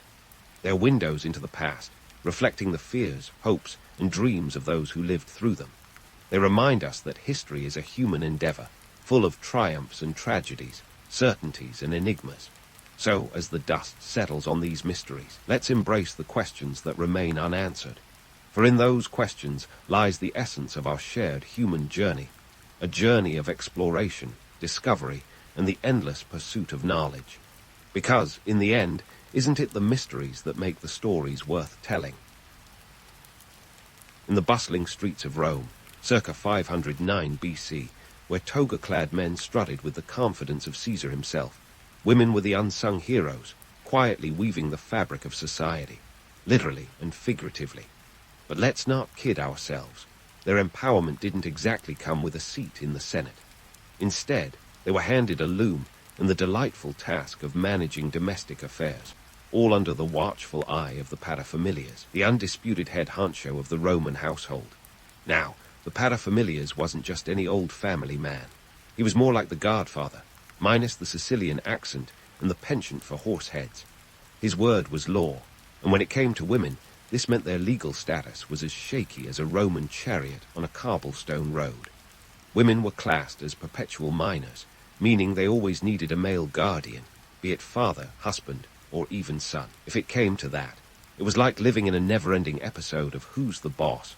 Except the answer was always the same, not them.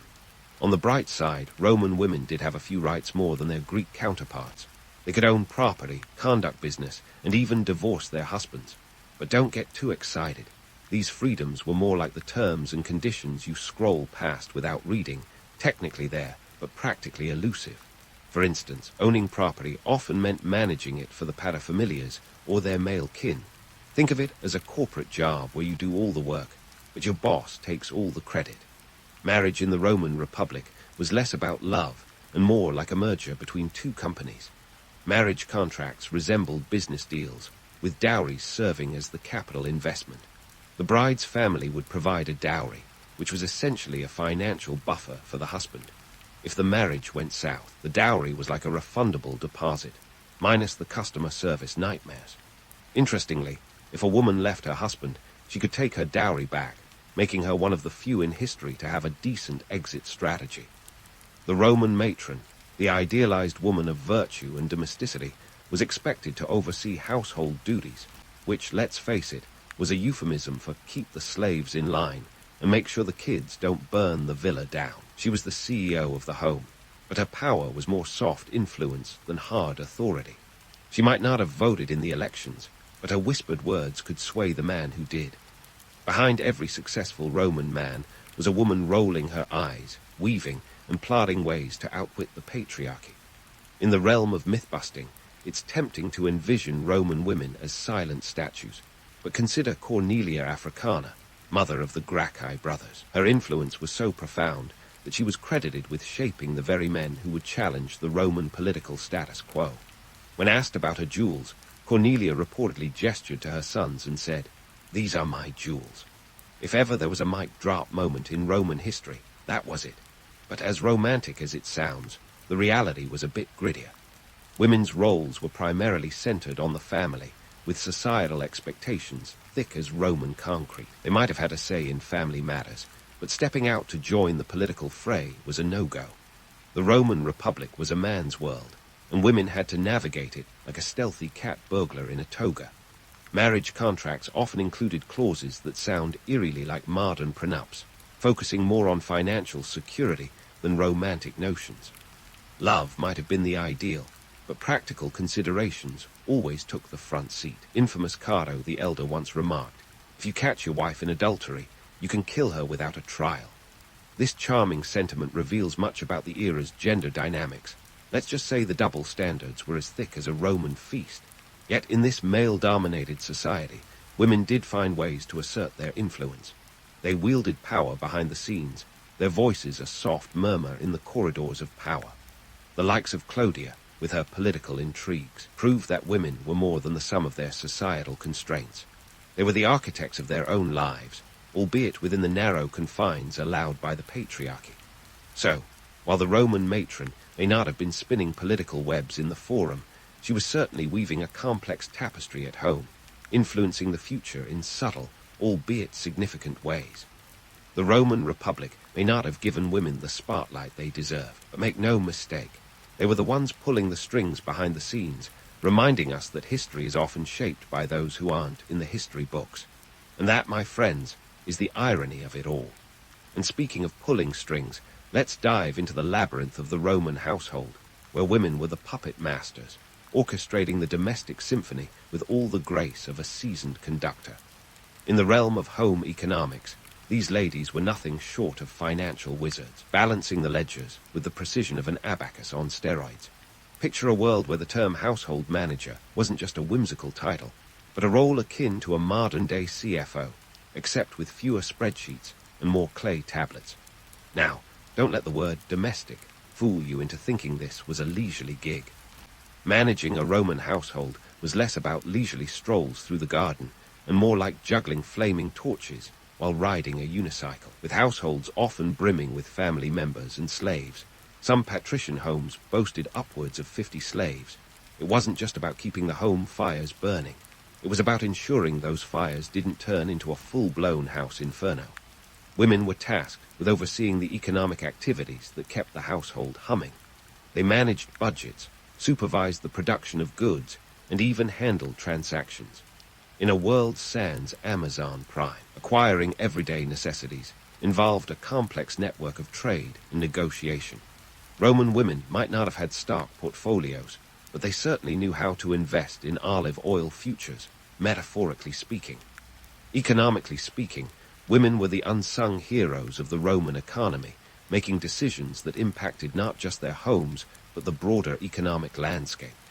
Wealthy women, in particular, wielded significant power through their control of household finances. They could make loans, invest in land, and even fund public works or religious festivals.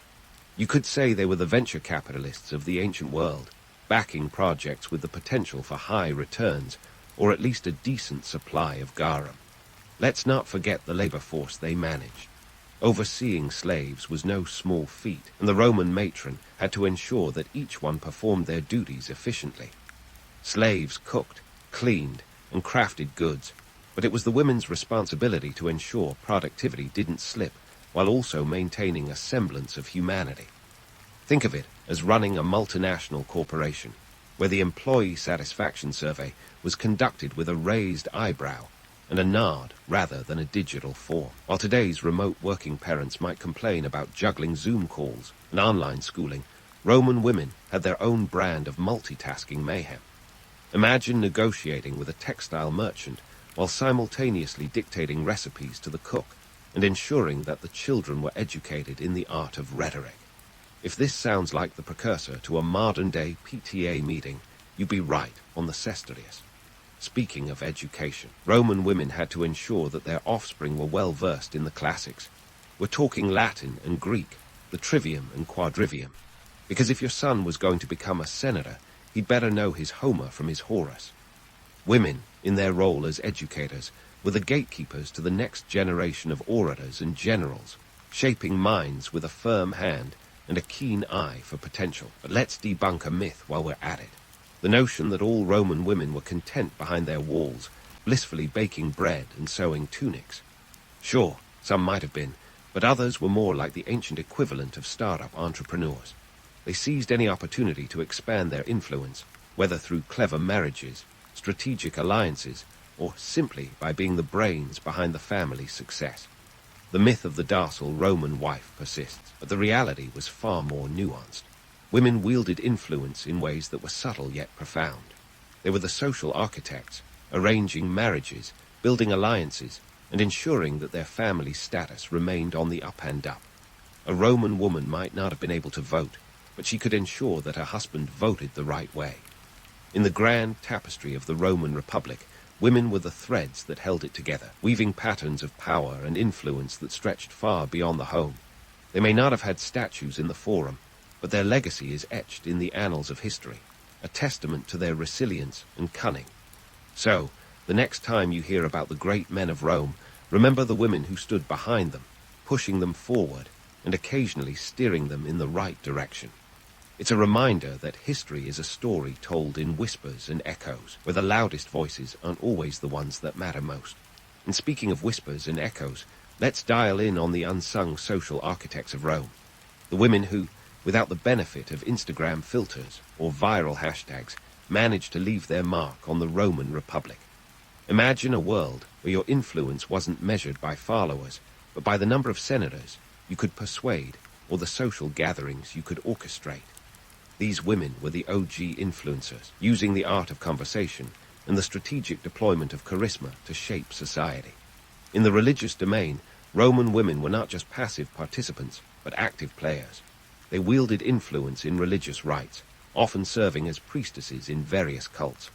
The Vestal Virgins, for instance, were a group of women whose job was to maintain the sacred fire of Vesta, goddess of the hearth.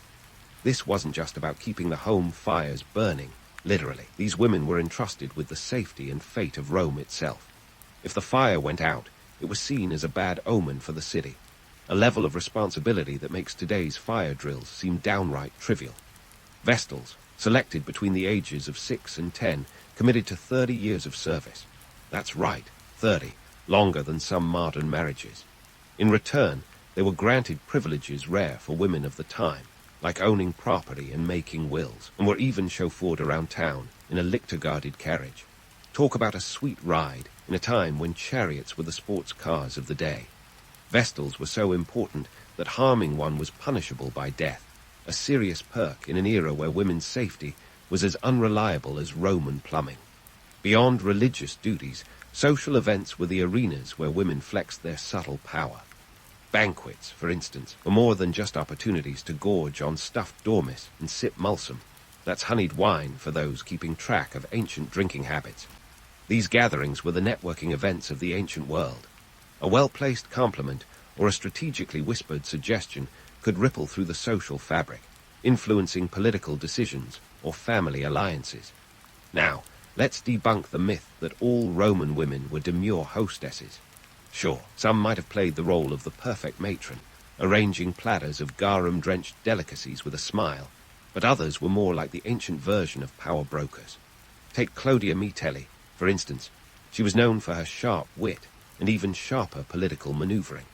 She knew how to work a room and wasn't afraid to ruffle a few togas to get her way. In terms of social gatherings, women also participated in religious festivals, which were a mix of piety and party. The Bona Di Festival, for example, was a women-only affair, held in secret and away from the prying eyes of men. It's rumored to have involved a fair share of revelry. Think of it as the ultimate girls' night in, but with a dash of divine worship. These festivals were more than just a chance to unwind. They were vital for maintaining social networks and alliances. The role of women in these festivals wasn't just about lighting incense or offering sacrifices. It was about maintaining the social glue that held the Republic together. In a world without LinkedIn, these events were crucial for networking and forging alliances. Women used these moments to influence their families' social standings, proving that they were masters of soft power long before the term was coined. But let's not get too swept away by the romance of it all. The reality was that the Roman Republic was a man's world, and women had to navigate a labyrinth of societal expectations. They were expected to embody virtues like chastity, modesty, and fidelity, traits that were as rigidly enforced as they were selectively ignored by their male counterparts. While a man could flaunt his extramarital exploits, a woman faced severe consequences for stepping out of line. Infamous Lex Julia laws of 18 BC imposed harsh penalties on women caught in adultery, including exile. That's a one-way ticket to an island getaway, minus the luxury amenities. Yet, despite these draconian constraints, women found ways to exercise agency. They might not have worn the toga that symbolized citizenship, but they wore the mantle of influence with a flair all their own. They arranged marriages, not just for their daughters, but for their sons, ensuring that family alliances were as solid as Roman concrete. These strategic unions often determined the political fortunes of entire families, making the role of matchmaker one of serious consequence. Consider Livia Drusilla, wife of Emperor Augustus. She was a master of the art of influence, using her position to shape the imperial succession. Livia's subtle maneuverings ensured that her son Tiberius ascended to the throne, a testament to her political acumen in a society that officially barred her from wielding power. While Augustus was the face of the empire, Livia was the mind behind it, proving that sometimes the most powerful leader is the one who doesn't need a title. In the realm of myth-busting, let's address the notion that Roman women were simply passive figures behind the scenes. They were, in fact, the weavers of their own destinies, creating tapestries of power and influence that were as intricate as they were impactful. Sure, they faced societal constraints that would make a modern feminist cringe, but they also displayed a resilience and ingenuity that can only be described as timeless. So, as we continue to explore the social and cultural roles of women in the Roman Republic, remember that these ladies were the unsung architects of their world. They may have lived in a time when statues were reserved for men in armor, but make no mistake, behind every great Roman triumph was a woman who knew how to play the game as well as, if not better than her male counterparts. And that, my friends, is a story worth telling. In the grand tapestry of the Roman Republic, where stories of political intrigue and power plays are woven with the finesse of a master weaver, women were often the invisible threads holding it all together. Yet, invisible doesn't mean ineffective. Enter Cornelia Africana, the woman who could give even the most seasoned lobbyist a run for their denarii. The mother of the Gracchi brothers, she was a force to be reckoned with, and her political savvy was as sharp as her legendary wit. Cornelia's influence was profound, especially when you consider that she operated in a society that didn't exactly roll out the red carpet for women in politics. Her sons, Tiberius and Gaius Gracchus, weren't just any political figures. They were the firebrands who dared to challenge the status quo, pushing for reforms that threatened the very foundation of Rome's elite. And who was the architect behind their radical ideas? None other than Cornelia herself. Think of her as the original campaign manager, minus the yard signs and social media strategy. Now, let's address the myth of political invisibility. It's easy to picture Roman women as mere spectators in the political arena, but Cornelia's story tells a different tale. Her sharp intellect and strategic mind were her greatest assets, allowing her to wield influence in a world that officially barred her from the political stage. She was the whisperer in the shadows, the guiding hand behind her son's political strategies. It wasn't so much about breaking the glass ceiling as it was about subverting it, one well-placed suggestion at a time. But let's not romanticize it too much. The reality was grittier than a Roman street after a hard rain. Cornelia had to navigate a political landscape that was as treacherous as it was male-dominated. Her son's reforms, which included land redistribution to the poor, were about as popular with the Roman elite as a toga with a ketchup stain. And while her influence was undeniable, it was also dangerous. Both Tiberius and Gaius met untimely ends. Tiberius was killed in a political skirmish in 133 BC, and Gaius followed suit a decade later. Cornelia's political legacy was a double-edged sword, sharp enough to cut but too risky to wield without consequence. Speaking of political risks, let's not forget the subtle power plays that women engaged in behind the scenes. While they didn't sit in the Senate, they certainly knew how to work it. Imagine politics as a grand chess game, where the men were the visible players, but the women were the strategists whispering the next move from the sidelines. Roman matrons had a knack for lobbying, long before it became synonymous with backroom deals and expense account lunches. Take, for example, the art of the strategic marriage. A well-placed union could be as effective as a Senate decree in shifting political alliances. Women orchestrated these alliances with the precision of a military campaign, ensuring their families' power and influence grew with each new connection. It was less about love and more about leverage, proving that some elements of human nature are as timeless as they are unchanging. And let's not overlook the economic context that fueled these power plays. The Roman Republic was a society where wealth and influence were inextricably linked. Women, particularly those from wealthy families, wielded economic power that could rival their male counterparts. They managed vast estates, conducted business deals, and even funded public projects. In a world where money talked, these women were fluent in the language of power. In terms of myth-busting, let's tackle the notion that politics was a man's game. Sure, the Senate was an all-boys club, but that didn't mean women were relegated to the sidelines. They were the ones pulling the strings, often invisibly, but always effectively. Consider the role of aristocratic women in shaping public opinion. Through their salons and social gatherings, they could sway the minds of men who held the official power.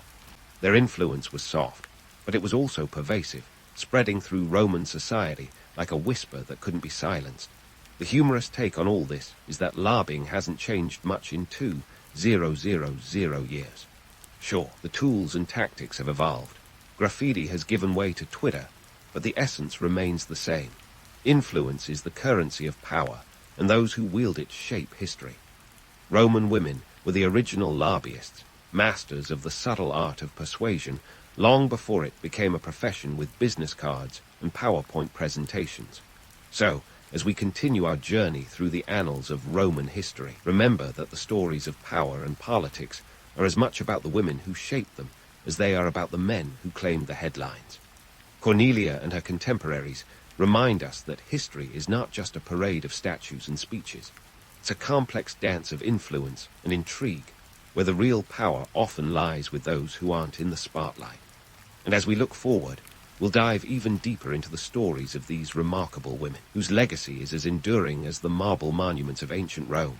Stay tuned, because the best is yet to come. As we dive into the final chapter of our Roman escapade, let's separate the marble busts from the gritty reality. Roman women, often relegated to the background in historical narratives, were far more than the passive figures portrayed in sculpted reliefs and epic poems. Sure, they weren't the ones delivering rousing speeches on the Senate floor, but their influence, subtle, pervasive, and often invisible, was the secret sauce that flavored Roman society.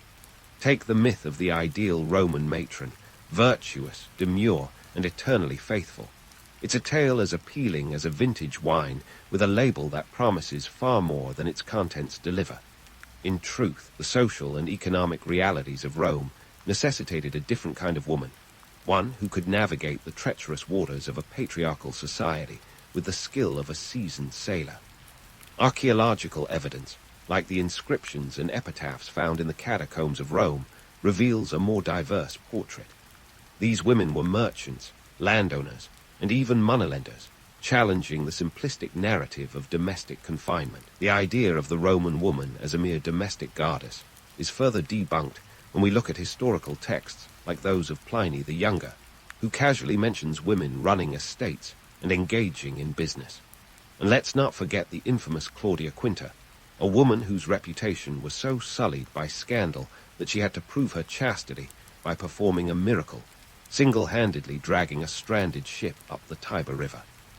Now, whether this was divine intervention or just a case of good PR, it highlights the intense scrutiny and double standards women faced. Financially, Roman women wielded a surprising amount of power. Consider the dowry system, which wasn't just a wedding gift, but a financial instrument. In some cases, these dowries could be equivalent to a modern house deposit, providing women with leverage in their marriages. The Lex Voconia of 169 BC, for example, was a law that restricted women from inheriting large estates, not because they couldn't manage them, but because they were doing it so well that the Senate got nervous. It's as if the Roman lawmakers decided that women were too good at monopoly and needed a handicap. Culturally, the narrative of the obedient Roman wife was as much a construct as the columns of the Pantheon. The poet Ovid, in his Ars Amatoria, gives us a glimpse into the more complex romantic entanglements of the time, suggesting that Roman women were anything but passive in the art of love. They were savvy, strategic, and fully aware of the social and economic stakes of their relationships. While historical texts and archaeological finds paint a picture of complexity and agency, They also highlight the harsh realities women faced. The romantic allure of the Roman woman as a timeless beauty is countered by the fact that life expectancy for women was shockingly low, around 35 years, due to the dangers of childbirth and disease.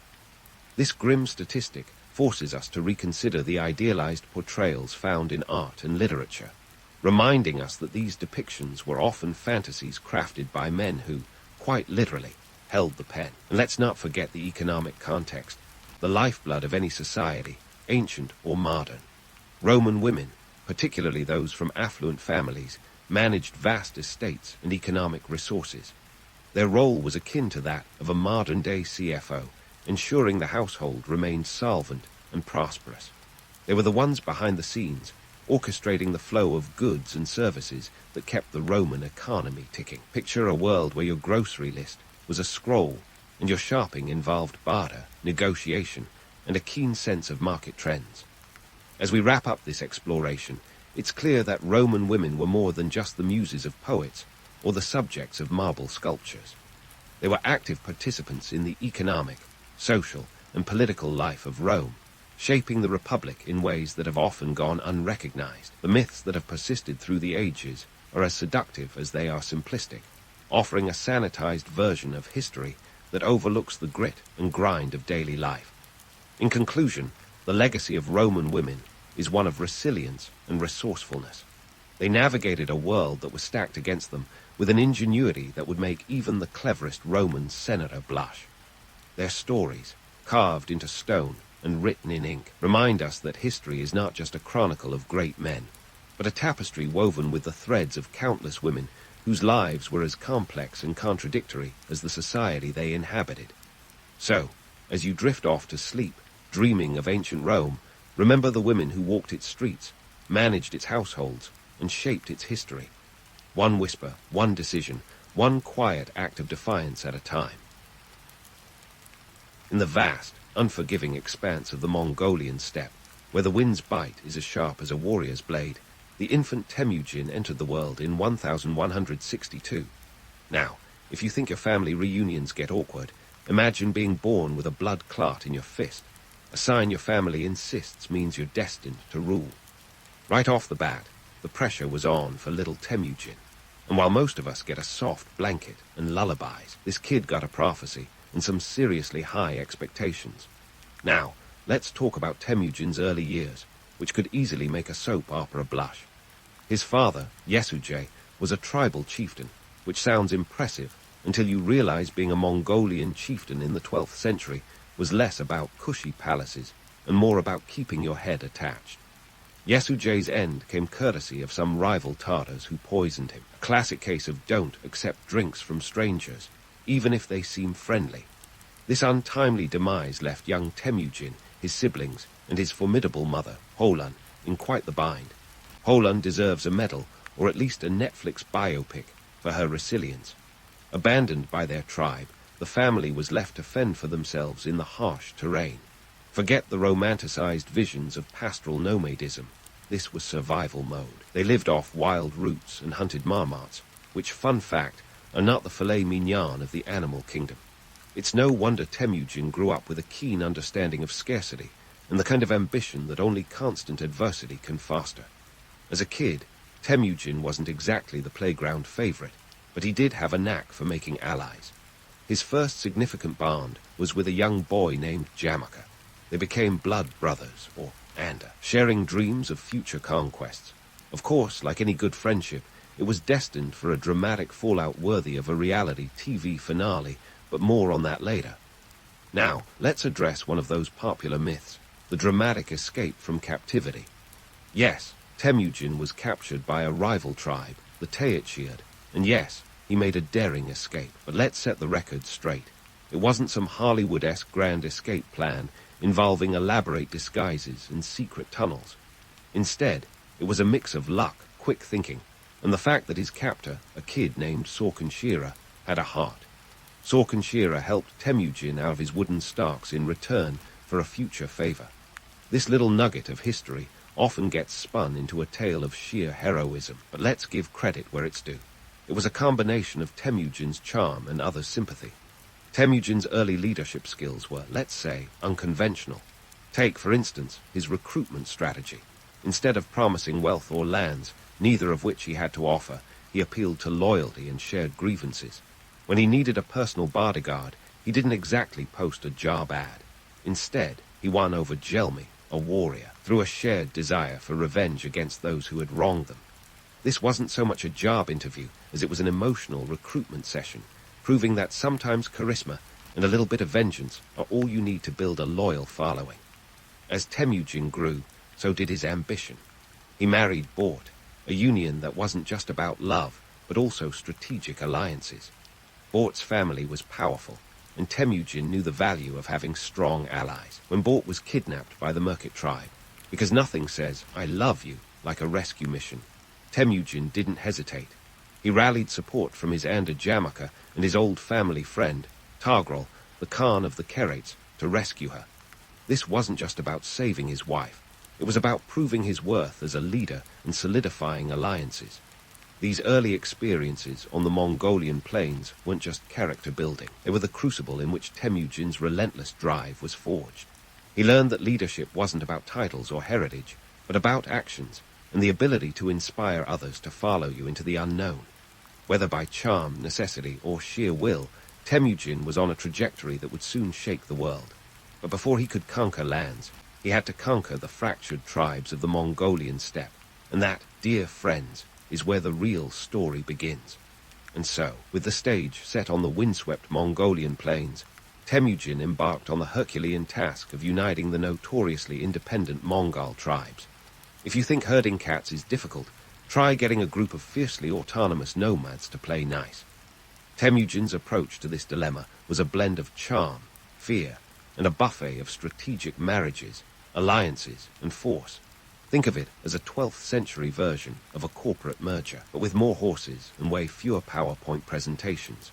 First off, Temujin knew that to unite the tribes, he had to make himself indispensable. So he started with alliances, and while a modern-day politician might promise tax cuts or clean energy, Temujin offered something even more enticing: security and spoils. He cleverly forged alliances through marriages, like his own union with Bort, which doubled as peace treaties. These marriages were less about romance and more like the social networking of their day. And boy, did Temujin network. His family tree started to look like a Mongolian version of LinkedIn. But let's not forget the power of a good old-fashioned feast. Temujin believed in breaking bread, or in this case, roasted mutton, with his allies. These epic gatherings weren't just about stuffing faces. They were key team-building exercises. Here, warriors could get to know each other, swap stories, and importantly, recognize Temujin as the man with the plan.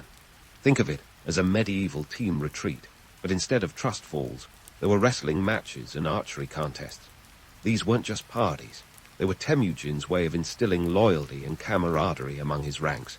Despite these softer tactics, Temujin wasn't above using a bit of force when needed. He had a knack for turning enemies into allies, or at least subordinates. Case in point, the time he outmaneuvered the powerful Tartars who'd killed his father.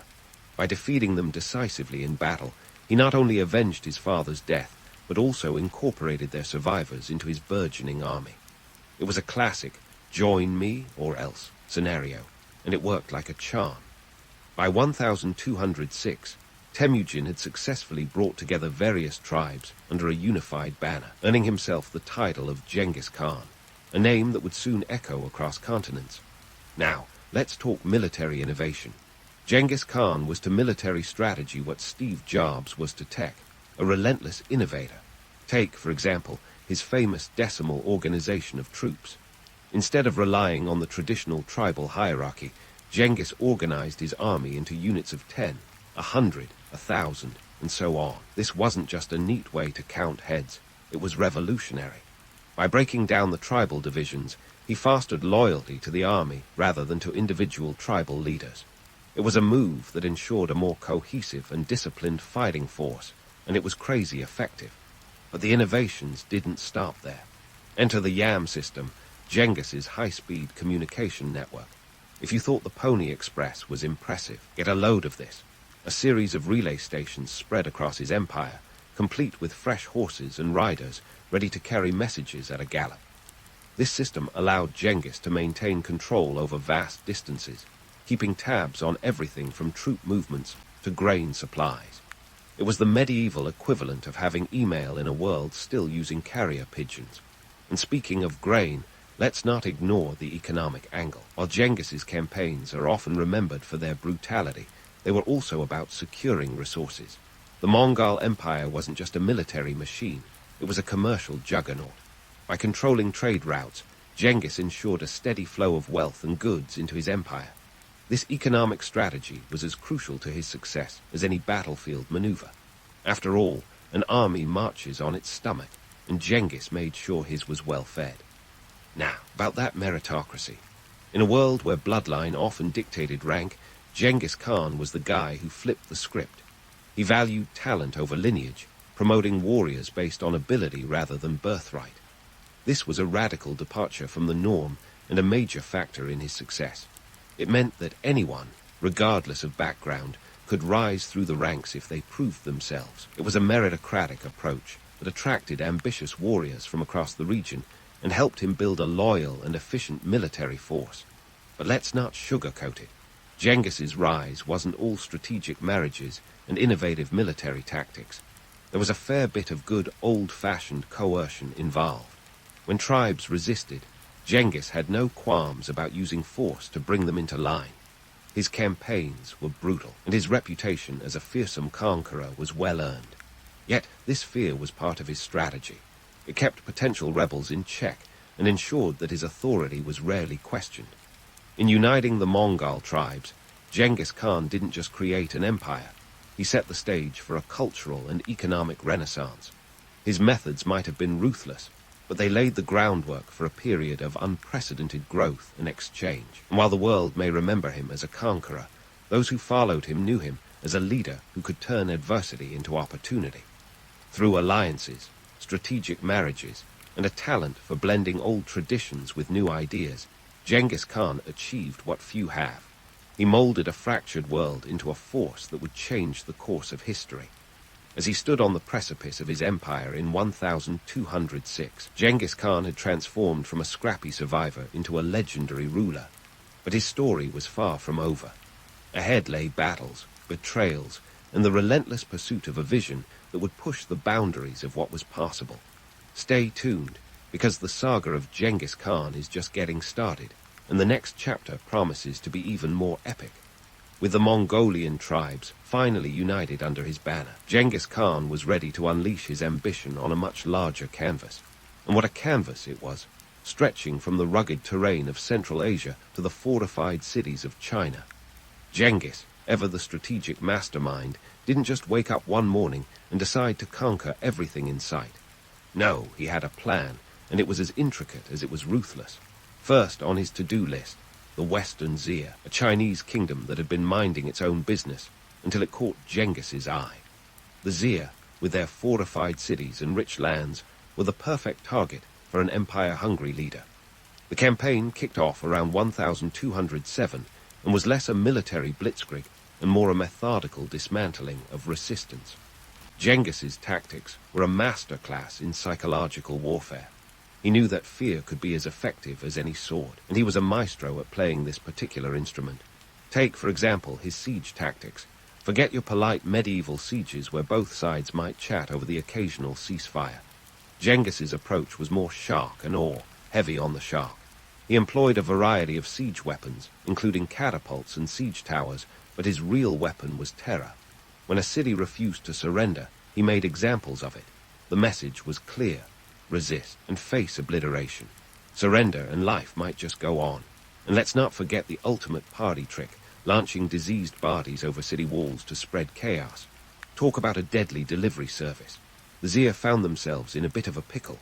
Their cities fell one by one, and by 1210 they had little choice but to throw in the towel and become vassals to the Mongols. Not the happiest ending for them, but a tidy victory for Genghis. This was a pattern that would repeat itself throughout his campaigns, swift, brutal, and profoundly effective. But the Western Xia were just the appetizers. The real feast lay in the Jin dynasty to the east. Now, the Jin were no pushovers. They boasted a formidable army, heavily fortified cities, and an economy robust enough to make any conqueror's mouth water. But Genghis had no intention of being deterred by a few walls and some well-fed soldiers. In 1211, he set his sights on the Jin, and let's just say it was less of a campaign and more of a sprawling epic. The Mongols were relentless, using their trademark mobility to execute hit-and-run tactics that left the Jin army scrambling. Genghis's forces moved with such speed and precision that it was like trying to catch smoke with your bare hands. The Mongols didn't just fight battles, they orchestrated them, with Genghis as the conductor leading a symphony of destruction. And then there was the economic impact. The Mongols were not just warriors, they were opportunistic pragmatists. If a city refused to surrender, they destroyed it, but if it yielded, they integrated it into their growing empire, often keeping the local administration intact to keep things running smoothly, like a hostile corporate takeover, but with more horses. Trade routes were rerouted to benefit the Mongol Kaffirs, and the wealth of entire regions was funneled into their hands. It was a win-win situation, unless you happened to be on the losing side. Yet, amidst this calculated chaos, there was a certain brutal efficiency to Genghis's methods. He wasn't pillaging for the sake of it. He was building an empire, and every campaign was a step towards that goal. But let's not pretend this was some noble endeavor. The death toll was staggering, with millions perishing either in battle or as a result of the ensuing chaos. It's estimated that during his campaigns, Genghis Khan was responsible for the deaths of as many as 40 million people. That's not just a number, it's a sobering reminder of the human cost behind the legend. But why did Genghis Khan succeed where so many others faltered? Part of it was his ability to adapt. He wasn't just a one-trick pony galloping across the steppes. He absorbed the best of what he encountered, incorporating new technologies and tactics into his arsenal. When he saw the effectiveness of Chinese engineers in siege warfare, he didn't just admire from afar, he recruited them. His army became a melting pot of cultures and skills, each new conquest adding to the Mongol war machine. It was a living, breathing entity that evolved with every battle. Then there was the myth, a romanticized vision of the noble warrior on horseback, a force of nature sweeping across the plains. But let's not get too carried away with the romance. The reality was far grimmer. The battlefield was a place of relentless brutality, where the line between life and death was as thin as a sword's edge. The Mongols were not just conquering land, they were reshaping the very fabric of the regions they overran. Economies were disrupted, societies were fractured, and the landscape of Central Asia was forever altered. Yet out of this chaos, something remarkable emerged. The Pax Mongolica, a period of relative peace and stability across the Mongol Empire, facilitated trade and cultural exchange on an unprecedented scale. The Silk Road flourished under Mongol protection, and goods, ideas, and people flowed across continents in ways that hadn't been possible before. It was a paradox, an empire built on war, but one that enabled peace. As the Mongol Empire expanded, Genghis Khan's reputation grew with it. He became a figure of legend, a ruler whose name struck fear into the hearts of many. Yet, he was also a leader who inspired fierce loyalty among his followers. This was a man who had risen from the harsh Mongolian steppe to become the ruler of one of the largest empires the world had ever seen. And while history often paints him as a barbarian at the gates, the truth is far more complex. He was both destroyer and creator, a man whose legacy would shape the course of history long after his death. But for now, Genghis Khan was far from finished. The stage was set for even greater conquests, and the world was about to witness the full scope of his ambition. The saga of Genghis Khan was only beginning, and the next chapter promised to be even more epic. Stay tuned, because the tale of the Mongol Empire is about to unfold in ways that will defy imagination. As the Mongol Empire unfurled like a grand tapestry across Eurasia, Genghis Khan had to face a whole new kind of battlefield: administration.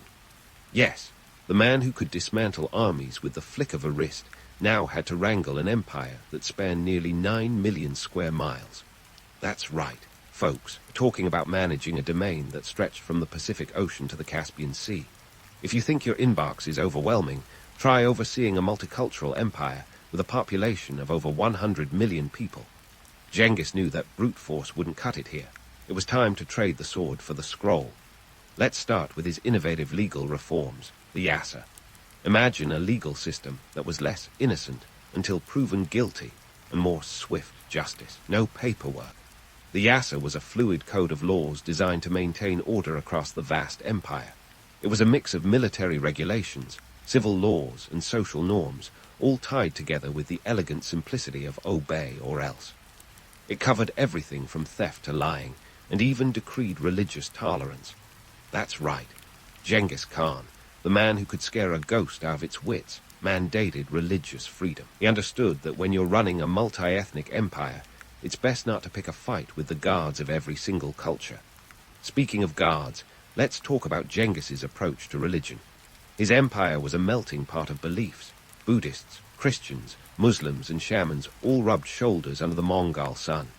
Rather than impose a single faith, Genghis was a spiritual Switzerland, remaining neutral. This wasn't just a Cumbaya moment. It was pure pragmatism. By allowing religious freedom, he ensured that his subjects were too busy praying to various deities to rebel.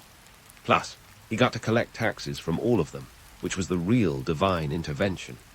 Ah, taxes. The necessary evil of any empire, and Genghis's system was as ruthless as it was effective. Forget your income tax forms and VAT percentages. The Mongols had a simpler approach, a fixed tribute from conquered territories. It was like a subscription service for not getting invaded again. But here's the catch. Failure to pay wasn't an option. The Mongols were like those persistent telemark eaters, except their follow-up calls involved cavalry charges. This system funneled wealth directly into the Mongol war machine, ensuring that Genghis's army was always ready to roll. Now, let's address the logistical headache of ruling such a sprawling empire from horseback. Picture Genghis as the ultimate digital nomad. But instead of a laptop, he had a saddle. The Mongol Empire's administration was a roaming circus of tents and horses, with Genghis at the helm, always on the move. This mobility was both a strength and a weakness. On the one hand, it kept the emperor in touch with his far-flung territories. On the other, it made for some hilariously mundane problems. Imagine trying to hold a council meeting in a yurt during a rainstorm, or making sure your messengers didn't get lost on the way to deliver an edict.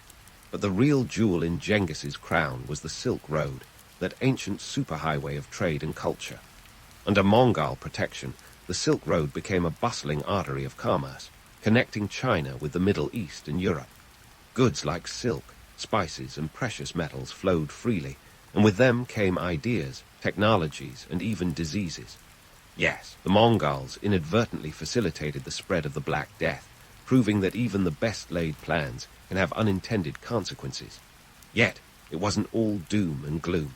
The cultural exchanges along the Silk Road were nothing short of revolutionary.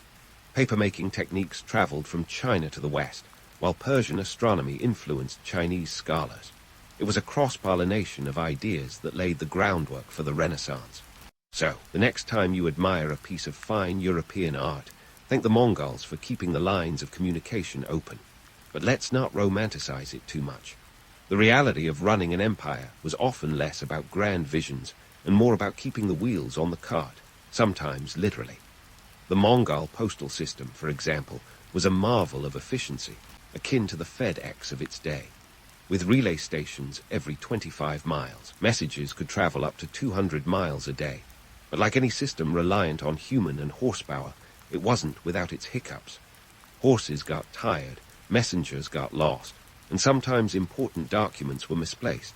Just another day in the life of an empire. And then there were the mundane issues of governance.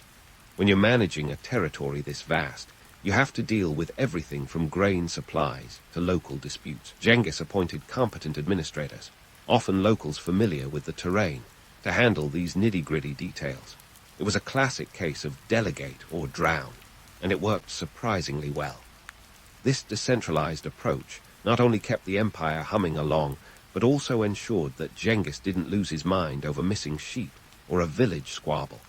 Amidst these administrative challenges, Genghis Khan's reputation continued to grow, both as a fearsome conqueror and a surprisingly adept ruler. His ability to adapt and innovate was unmatched, whether it was on the battlefield or in the boardroom. He was a leader who understood that to maintain an empire, you had to do more than just conquer, you had to govern. The Mongol Empire, under Genghis's watchful eye, became a juggernaut of trade, culture, and military might. But as with any great empire, its future was uncertain. The seeds of its eventual decline were already being sown, and the challenges of succession loomed large. Yet for now, Genghis Khan stood atop the world he had carved out of chaos, a testament to what ambition and ingenuity could achieve. As we continue to explore the saga of Genghis Khan, remember that history is as much about the people who lived it as it is about the events themselves. Stay tuned, because the story of the Mongol Empire is far from over, and the next chapter promises new twists and turns that will keep you on the edge of your seat. As Genghis Khan stood astride his colossal empire, the very winds of history seemed to bend in his favor. But then came 1227, the year that would mark the end of an era. Genghis, the man who had reshaped the world with his sheer force of will, met his mortal end. The exact details of his death remain shrouded in mystery, with theories ranging from a fall off a horse to being struck by lightning. Perhaps the universe finally decided it was time to reign in the chaos he'd unleashed. In any case, the curtain fell on the life of one of history's most influential figures. But what happened next was a real-life Game of Thrones, sans the dragons, but with plenty of horse archers. Now, Genghis wasn't the kind of guy to leave things to chance. He prepared for succession with the same meticulousness that he'd applied to conquering vast swaths of Asia.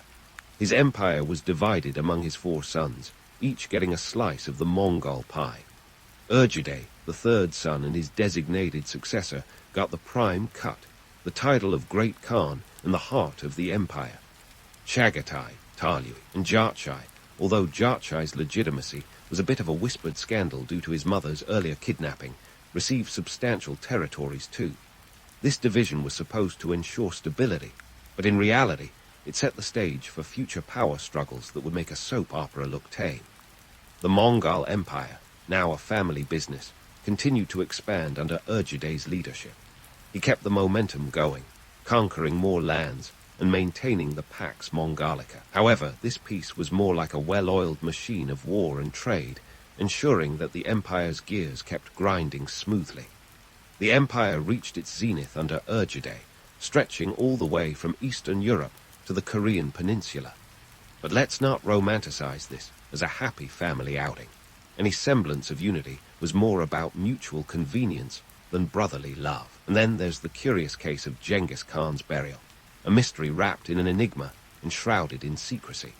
According to legend, his final resting place was kept so secret that those who buried him were executed to ensure they wouldn't spill the beans. Some tales even claim a river was diverted over his grave to hide it. Talk about going to extremes to avoid unwanted visitors. This secretive burial only adds to the mystique of Genghis Khan, making his grave a sort of historical holy grail for archaeologists and treasure hunters alike. But let's delve into the legacy that Genghis Khan left behind, a legacy that's as much about what he built as what he destroyed. For starters, he was a master of cultural exchange, albeit unintentionally. As his Mongol hordes swept across continents, they didn't just bring destruction, they facilitated the exchange of ideas and technologies. The Mongol Empire became a vast network where innovations like papermaking and gunpowder spread like wildfire, shaping societies far and wide. It was the medieval equivalent of a global tech expo, minus the keynote speeches and overpriced coffee. Yet, Genghis Khan's most controversial legacy is perhaps his genetic imprint. According to a 2003 study, about 16 million men in the world carry a Y chromosome that can be traced back to a common ancestor living around 1,000 years ago, very likely Genghis himself. Talk about leaving a mark on history. While this genetic legacy is often sensationalized, it does underscore the sheer scale of his conquests and the impact he had on the populations he dominated. Economically, Genghis Khan's empire was a powerhouse. By controlling the Silk Road, he turned the Mongol Empire into a trade juggernaut. This economic strategy wasn't just about hoarding wealth. It was about sustaining an empire that was constantly on the move. The tribute system he established was an early form of globalization, ensuring a steady flow of goods and resources. This financial savvy helped the empire maintain its military machine, which, in turn, kept the trade routes secure. It was a self-sustaining cycle of war and wealth, driven by a man who understood that empires run on more than just brute force. But let's not get carried away with admiration. Genghis Khan's story is as much a cautionary tale as it is a saga of epic conquest. His relentless ambition came at a staggering human cost. Entire cities were razed, and populations decimated, leaving a trail of devastation in his wake. It's estimated that his campaigns wiped out a significant percentage of the world's population at the time. This wasn't just about reshaping political boundaries. It was a brutal reminder of the perils of unchecked power and the dark side of imperial ambition. Yet, amidst this chaos, Genghis Khan's story continues to captivate. Perhaps it's the allure of a man who rose from humble beginnings to forge one of the largest empires in history. Or maybe it's the complexity of his character, both a ruthless conqueror and a shrewd administrator. He was a man who could unite fiercely independent tribes under a single banner, not through bloodlines, but through merit and loyalty. His ability to adapt and innovate, whether in warfare or governance, set him apart as a leader who was as pragmatic as he was fearsome. As we reflect on Genghis Khan's legacy, it's clear that his impact reaches far beyond the battlefield. He was a force of nature that reshaped the world, leaving an indelible mark on history. His empire, though eventually fragmented by familial disputes and external pressures, laid the foundations for future nations and cultures. The exchange of ideas and technologies during his reign helped propel societies forward, setting the stage for the modern world. So, as we close the chapter on Genghis Khan, let's remember him not just as a conqueror, but as a figure who defies easy categorization. His story is a testament to the complexities of human nature, the capacity for both creation and destruction. Whether admired or reviled, Genghis Khan's legacy is a vivid reminder of the power of ambition and the far-reaching consequences of empire building. In the end, his tale is a mirror reflecting the duality of history itself, a blend of progress and peril, triumph and tragedy. Crack open your eyes to the sound of metal clanking and distant shouts, the symphony of a bustling mining camp in 19th century California. The California Gold Rush has a way of waking you up before the sun does, and today is no exception. Welcome to the era where dreams are mined from the earth, and the only thing more common than gold fever is the dust in the air. Let's kick things off with a bit of a history lesson, shall we? Back in 1848, a man named James Marshall stumbled upon gold at Sutter's Mill. You'd think he'd won the lottery, but all it really did was set off a frenzy that'd make Black Friday look like a yoga retreat. Within a year, the population of California exploded from about 14,000 to nearly 100,000, as people from all over the world dropped everything to chase that glimmering promise of wealth. Now, here among a motley crew of fortune seekers, the miners beside you have come from every corner of the globe, some from as far as China, others from just up the coast. You've got Irishmen, Germans, Mexicans, and even a few Australians, all trying their luck at sifting through the gravel. It's a real melting pot, or maybe more like a boiling cauldron given the tempers and temperatures around here. Your day starts with breakfast, if you can call it that. A stiff cup of coffee, if you're lucky, and something resembling hardtack. It's more about survival than savoring the flavor. The gold rush has a way of putting everything else on the back burner, including your culinary standards. The journey to get here, let's just say it wasn't a Sunday afternoon stroll. You either braved the overland trek, fighting off dysentery and the occasional buffalo, or you took the sea route around Cape Horn, which was as fun as it sounds. Imagine months on a cramped, smelly ship, with the constant threat of scurvy. But hey, at least you didn't have to worry about traffic jams. Once you arrived, you found yourself in a camp that could barely be called organized chaos. Picture tents and ramshackle huts spread out across the landscape, like a patchwork quilt sewn by someone with a grudge against symmetry.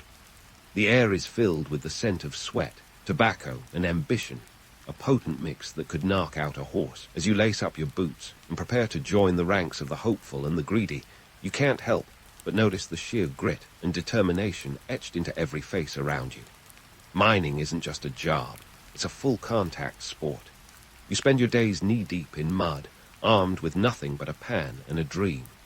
And when the sun hits the horizon, you realize it's not just gold that's at stake here. It's your very survival. This gold rush fever isn't just about the shiny stuff.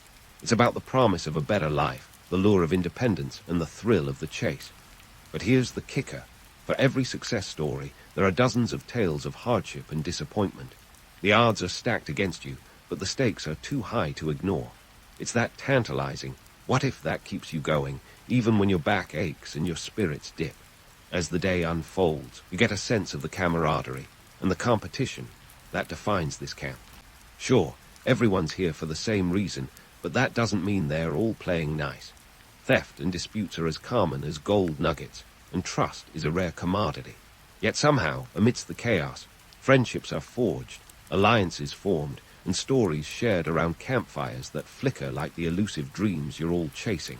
You take a moment to consider the bigger picture. This gold rush isn't just shaping your life, it's redefining California, and in many ways the entire nation. It's a catalyst for change, bringing new cultures, technologies, and ideas into a region that was once the wild frontier. It's an economic powerhouse, fueling industries and building towns that will one day become cities. But for now, your focus is on the task at hand. The pan hits the water, and you swirl it with practiced precision, eyes scanning for that telltale glint. In this rugged landscape, every speck of gold is a promise kept, a hope realized. It's a high-stakes game of patience and perseverance, where the reward is worth its weight in, you guessed it, gold. As the sun dips lower, casting long shadows across the camp, you find yourself reflecting on the day's toil. It's been a hard slog, no doubt, but there's something undeniably exhilarating about being part of this grand adventure. You're not just digging for gold, you're digging for a future, one nugget at a time. So here you are, standing on the edge of possibility, surrounded by the echoes of history in the making. The California Gold Rush, with all its grit and glory, is a chapter you're living firsthand.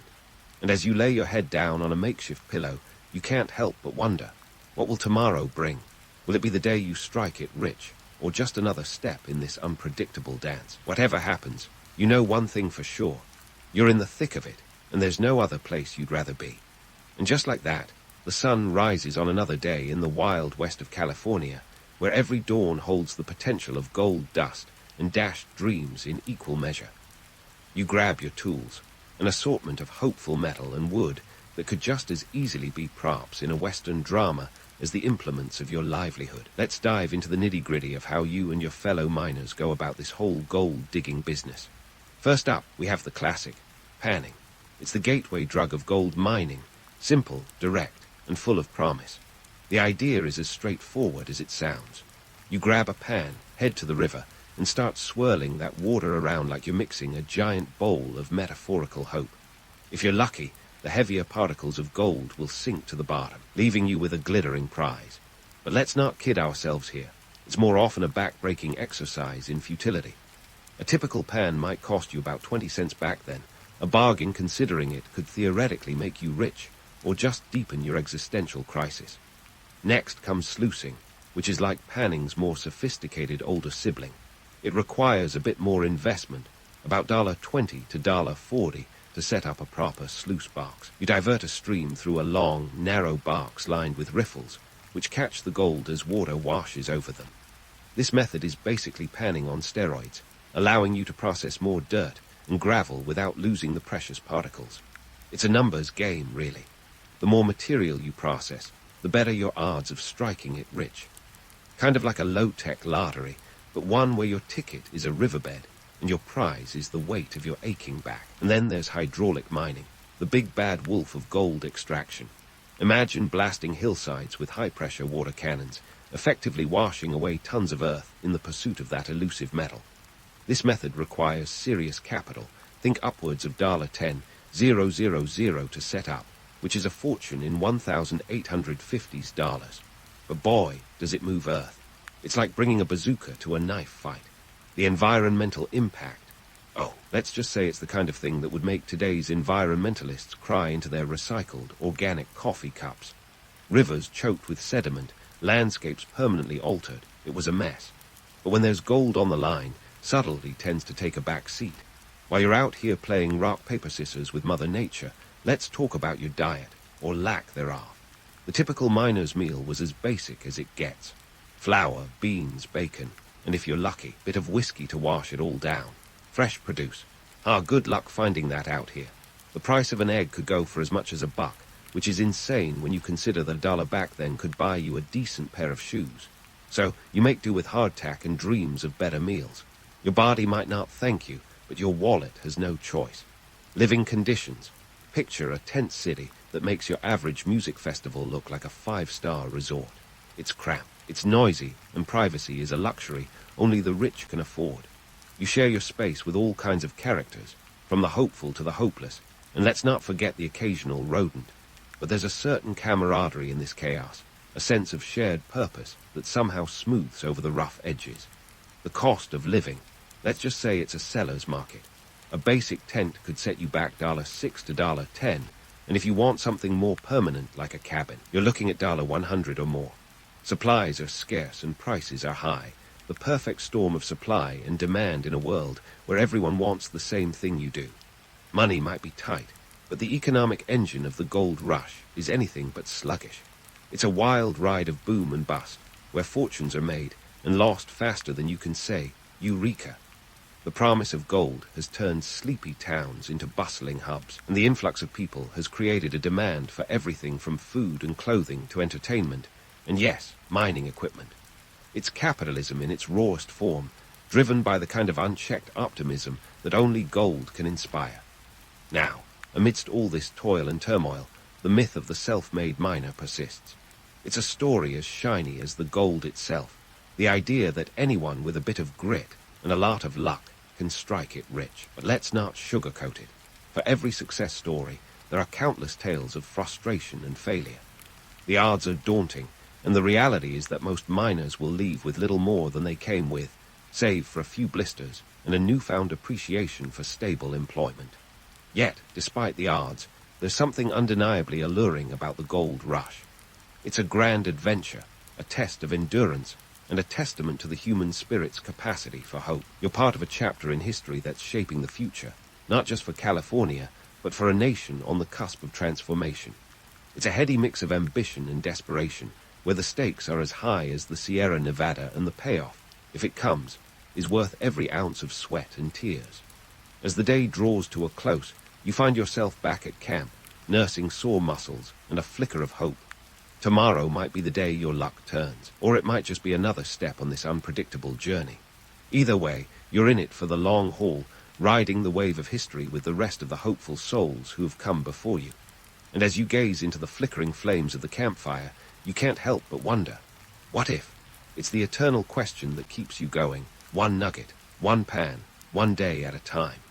As the flickering flames dance shadows across the camp, you can't help but think about the land itself, the very ground you're tearing up in search of gold. By midday, you're knee-deep in a different kind of dirt, one that's reshaping California's landscape at an alarming rate. If the word environmentalism had existed back then, it would have been used as a punchline. Hydraulic mining, that mighty bazooka we mentioned, wasn't just about moving earth. It was about transforming entire hillsides into barren wastelands. Rivers were choked with sediment, valleys were filled with debris, and the once pristine landscapes of California were left looking like a scene from a post-apocalyptic nightmare. Now, let's talk numbers. By the end of the 19th century, hydraulic mining had moved around 5 billion cubic yards of earth. To put that in perspective, it's like digging a trench from New York to San Francisco, and then doing it again just for kicks. This isn't just a tale of environmental devastation. It's a story about the unchecked fervor of capitalism, where the promise of gold blinded many to the cost of their actions. This dramatic reshaping of the land wasn't just an environmental issue. It was a social one, too. The influx of miners, almost 300,000 by 1855, created a human tsunami that clashed with the existing populations, particularly Native Americans and immigrant miners. If you thought the Wild West was a place of freedom and opportunity for everyone, think again. It was more like a pressure cooker of cultural conflict. Native Americans, who had long called California home, suddenly found their lands overrun by fortune seekers with little regard for existing boundaries or rights. The result? Displacement, violence, and a tragic loss of life and culture. Tribes like the Miwok and the Nisenan were pushed out, their lands and livelihoods destroyed by the relentless pursuit of gold. It's a sobering reminder that the story of the gold rush isn't just about shiny nuggets and wild adventures. It's about the people and communities left in its wake. And then there were the immigrant miners, who added their own stories to this chaotic tapestry. The Chinese, in particular, faced intense discrimination. They were seen as competition and were often subjected to violence and exclusionary laws. By 1852, there were over 25,000 Chinese immigrants working in California's mines, yet they were taxed, harassed, and in some cases, outright banned from mining claims. This wasn't the land of opportunity for everyone. For many, it was a bitter struggle against prejudice and inequality. Amidst all this, the myth of the Wild West persists, a romanticized vision of rugged individualism and boundless freedom. But let's bust that myth wide open. The real Wild West was more like a fraternity of chaos, where law and order were, let's say, optional. The mining camps were a melting pot of cultures, but not always the harmonious kind. Theft was rampant, disputes were settled with fists, or worse, and justice was often doled out by vigilante groups rather than courts. Think less high noon and more Lord of the Flies. Life in the camp was far from glamorous, despite what dime novels and Hollywood westerns might have you believe. The daily grind involved more grit than glory. After a long day of backbreaking labor, you'd return to a tent city that was more mud than metropolis. Hygiene was, at best, an afterthought. Bathing was a luxury, and disease ran rampant. Cholera, dysentery, and scurvy were frequent, unwelcome guests. And let's not forget the omnipresent specter of loneliness. Despite being surrounded by so many, mining life could be isolating. Letters from home were a lifeline, albeit a slow one, taking weeks or even months to arrive. Many miners kept journals, not just as a record of their attempts to strike it rich, but as a way to stave off the creeping solitude that came with being so far from home. Yet, in this harsh environment, there was a strange allure, a promise of camaraderie and shared hardship. Around the campfires, stories were exchanged as eagerly as gold dust. Tales of near misses, of the one that got away, and of the elusive mother lode that lay just beyond reach. It was a culture of dreams, where hope was often the only currency you could count on. But for every tale of triumph, there were countless stories of failure. Most miners left with little more than they came with, save for a few blisters and a hardened outlook on life. And still, the legend of the gold rush endures, a testament to the power of dreams and the human spirit's capacity for hope against all odds. As the sun dips lower, casting long shadows across the camp, you can't help but reflect on the complex legacy of this era. The California Gold Rush was a crucible of change, a moment where dreams collided with reality, leaving an indelible mark on the landscape and its people. It's a chapter in history that's as rich and varied as the land itself, full of contradictions and complexities that defy simple narratives. So, as you lay your head down on that makeshift pillow once more, you wonder what tomorrow will bring. Will it be the day you strike it rich, or just another step in this unpredictable dance? One thing's for sure. You're part of a story that's still being written, one nugget, one pan, one day at a time. And in the heart of this rugged land, amidst the echoes of history in the making, you know there's no other place you'd rather be. As you drift off in the land of dreams, it's time to zoom out and see the bigger picture, the part where the gold rush stops being just a local sensation and goes full-blown global phenomenon. That's right. All those nuggets you've been hunting weren't just shaping your future. They were reshaping the world's economy. Think of it as a 19th century stock market boom, but with a lot more mud and fewer suits. The sheer volume of gold extracted from California, over 750,000 pounds by the mid-1850, didn't just line the pockets of the lucky few. It threw the entire global economy into a spin. Picture this. The influx of gold was like a financial steroid shot, injecting liquidity into markets and enabling economies to expand faster than a miner's waistline on a diet of beans and bacon. In fact, by 1852, gold from California accounted for nearly half of the world's output. Talk about a golden era. Now, let's dig into the nitty-gritty of how this shiny metal impacted the banking sector. Gold, you see, is the kind of thing that makes bankers swoon. With it, banks could issue more currency, extending credit and financing the Industrial Revolution that was picking up steam around the globe. In the U.S., it helped stabilize the national economy, providing a solid foundation for growth. The California gold rush turned into a fiscal frenzy that expanded the money supply and fueled investment in railroads, factories, and yes, even more speculative ventures. It was like giving the economy a shot of adrenaline, with all the risks and rewards that come with it. But wait, there's more. The gold rush was a game changer on the political stage, too. Remember how California fast-tracked its way into statehood in 1850? That wasn't just because everyone was eager to add another star to the flag. The rapid population boom, fueled by gold fever, meant California skipped the whole territory phase and went straight to the big leagues. They had the people, the wealth, and the ambition, and they weren't about to wait around for Washington to catch up. California's statehood was a political power play, driven by the economic clout of all that gold. It was like the ultimate reality TV show. Tune in next week to see if Congress grants statehood or if California goes rogue.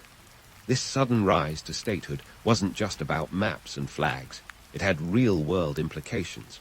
With statehood came representation, and with representation came influence. California wasn't just a distant outpost anymore. It was a key player in the national dialogue, shaping policies and pushing agendas. The gold rush turned California from a forgotten frontier to a political powerhouse almost overnight, a testament to the transformative power of a little glitter. Now, let's shift gears and talk about the mining corporations that emerged from the dust and chaos. While individual prospectors were out there panning for gold like hopeful gamblers, larger companies were eyeing the bigger picture. They saw all this gold fever and thought, why not bring some order and profit to the chaos? Enter the era of organized industrial mining, where capital and technology combine to squeeze every last ounce of gold from the land. These corporations didn't just dabble with pans and sluice boxes. They brought in heavy machinery and serious investment, turning mining into big business. The shift from individual prospectors to corporate operations marked a new phase in the gold rush, a move from DIY dreams to industrial ambition.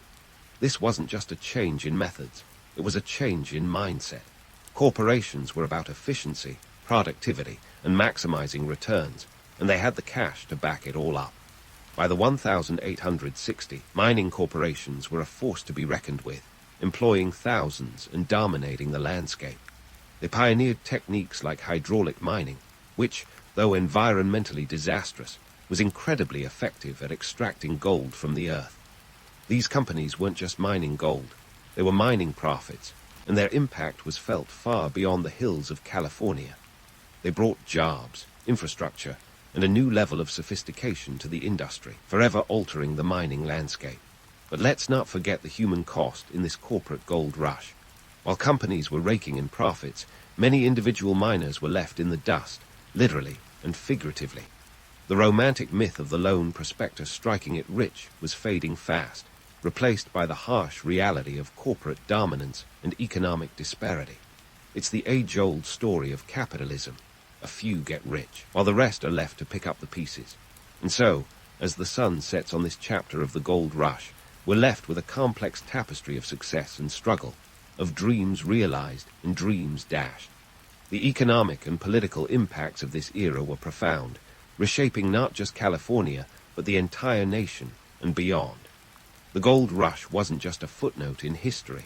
It was a seismic shift that echoed across the globe, leaving a legacy as enduring as the mountains it transformed. As you tuck in for the night, remember that the story's not over yet. There are more twists and turns to come, more myths to bust, and more realities to uncover.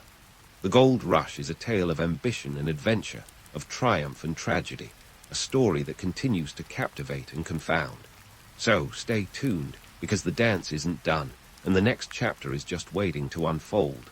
All right, let's take a step back and see how the gold rush wasn't just a wild ride for those who lived it, but a seismic shift that still ripples through time. Imagine the gold rush as a kind of fever dream, a mad dash for fortune that set the course for America's future in ways that go beyond the glitter of gold itself. This wasn't just about California. It was about the very idea of opportunity and transformation. First, let's talk about that shiny myth we all love, the American dream. Before the gold rush, that dream was a bit abstract, a vague notion of freedom and possibility. But when gold was discovered at Sutter's Mill, the dream got a facelift. Suddenly, it wasn't just about owning land or starting a new life. It was about striking it rich overnight. The gold rush painted a picture where anyone could go from rags to riches with nothing more than a pickaxe and a prayer. It was the land of what if, where the next plot of dirt could be your ticket to wealth. And while that idea was intoxicating, the reality was often a bitter pill. For every Horatio Alger story, there were countless folks who ended up with empty pockets and a head full of dashed hopes. Economically, the gold rush was like a turbocharger strapped to a Model T. California went from a sleepy backwater to an economic powerhouse in record time. In the mid-1800s, San Francisco transformed from a quaint settlement into a bustling city almost overnight. By 1852, California's population ballooned to over 250,000. This wasn't just a boom, it was an explosion. Gold turned the wheels of commerce, funding everything from railroads to real estate. But with rapid growth came growing pains, housing shortages, sky-high prices, and the kind of lawlessness that'd make the Wild West look like a church picnic. If you think today's housing market is tough, try buying a plot of land when demand is outpacing supply by a mile. Politically, the gold rush was a linchpin in America's westward expansion, solidifying the United States' claim to the Pacific coast. California's swift admission to the Union in 1850 was a game-changer, shifting the balance of power and stirring the pot in the already simmering debate over slavery. This wasn't just about gold, it was about shaping a nation, one policy at a time. The gold rush wasn't just a local affair, it was a national obsession, a crucial chapter in the story of American identity. But let's not sugarcoat it, this period was no utopia. The environment paid a steep price. Rivers choked with sediment, landscapes scarred by hydraulic mining, and entire ecosystems disrupted. If you think modern debates over environmental policy get heated, imagine the uproar if social media had been around to witness the transformation of pristine landscapes into wastelands. Gold might have been the prize, but the cost was high, too high for those who valued the land for more than its mineral wealth. And here's a nugget of truth. Beyond the economic and political shifts, the gold rush was a human saga, a story of dreams and desperation. For every miner who struck it rich, there were thousands who left empty-handed, their dreams as shattered as the rocks they toiled over. Yet, even in failure, they were part of something bigger, a movement, a moment, a myth. They were the dreamers who dared to chase the horizon, even when it receded with every step. As the dust settled and the gold rush waned, California emerged as a beacon of opportunity, a place where innovation thrived and new industries took root. The legacy of the gold rush is etched into the very fabric of the state, from its diverse population to its pioneering spirit. Today, California is synonymous with innovation and ambition, from Silicon Valley's tech giants to Hollywood's dream factories. It's a place where the spirit of the gold rush lives on, not in the pursuit of nuggets, but in the relentless drive to turn dreams into reality. So, as you wind down your day and reflect on the legacy of the gold rush, remember that it was more than just a mad dash for wealth. It was a crucible of change, where the threads of myth and reality wove a tapestry that still captivates and challenges us. The gold rush was a time when the promise of a better life lured thousands across oceans and continents, a testament to the enduring allure of adventure and the unyielding quest for a brighter future. In the end, the gold rush was about more than just gold. It was about hope, ambition, and the human spirit's endless capacity to dream big. As you drift off, remember, the story of the California gold rush is still being written in every entrepreneur who takes a chance, in every innovator who dares to dream. It's a legacy that endures, as timeless as the mountains that bore witness to it all. The sun barely peeks over the horizon, and you're already knee-deep in the earthy chaos of a Viking port. The air is a heady cocktail of salt, sweat, and the promise of coin. Forget the horned helmets. Those are as fake as a $3 bill. Today, you're a 10th century Viking trader, not a raider. So, put down the axe and pick up that ledger. Welcome to a bustling market where the cacophony of traders haggling and seagulls squawking is your morning symphony. You're surrounded by a frenetic tapestry of sounds and sights. To your right, a grizzled old merchant with a beard that could rival any modern hipster's is trying to sell furs as if they're the hardest thing since the discovery of fire. And to your left, a silk vendor from the east, his goods shimmering in the early light, as exotic as they are expensive. Now, before you dive headfirst into the chaos, let's talk business. This is Burka, a trading hub that's as strategic as it is lively. Positioned near modern-day Stockholm, it's where the Norse and the rest of the world intersect. We're talking trade routes like the Volga and Dnieper rivers. Think of them as the ancient superhighways of commerce, stretching all the way from the Baltic to Byzantium. These routes aren't for the faint of heart, but they are the lifeblood of your trade. Speaking of trade, let's get down to brass tacks, or in this case, silver dirhams, because that's what really makes the world go round here. Forget bartering. You're dealing with cold, hard silver. The dirham is the currency du jour, coming all the way from the Islamic caliphates, prized for its purity. A single dirham might fetch you a good quality fur, or maybe an armful of honey if you play your cards right. The markets are a vibrant display of the goods that traverse these routes. From the north, furs are a hot commodity. Sable, fox, and ermine, the trifecta of luxury for the European elite. But don't get too attached. Those furs could be halfway to Constantinople by the time the sun sets. Then there's the silk, as smooth and alluring as a siren's call, whispering promises of prosperity and prestige. It's woven thousands of miles away in China, but here it is, draped across a wooden stall, taunting you with its exorbitant prices. In a world where a good fur might cost you anywhere from 5 to 20 dirhams, depending on the quality and your haggling skills, you need to keep your wits about you. Trading isn't just about goods, it's about savvy. You're not just buying and selling, you're navigating social hierarchies, political alliances, and the occasional drunken brawl. It's a full-contact sport, and you're in the thick of it. And let's not forget the weights and measures. Ever try to weigh a pelt with a dubious set of scales? It's as fun as it sounds. The traders have their own system, and you'd better know it. A mark of silver, roughly 200 grams, is a common unit of weight. But watch out for the sleight of hand. Trickery is as much a part of this dance as the goods themselves. As the morning wears on, the market pulses with life. You're jostling alongside traders from as far afield as the Arab world, the Byzantine Empire, and the distant reaches of the Viking territories.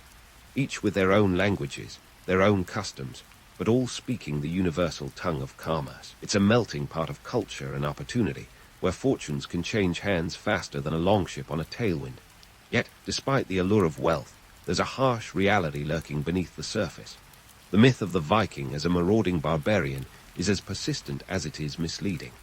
Sure, raids happened. Ask any monk with a particularly bad haircut. But trade was the true engine of prosperity.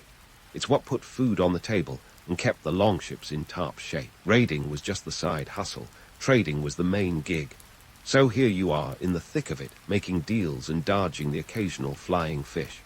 The morning is just getting started, and there are dirhams to be earned, alliances to be forged, and if you're lucky, a bit of gossip to catch up on. Welcome to the Viking market, a place where history is made and myths are debunked, one transaction at a time.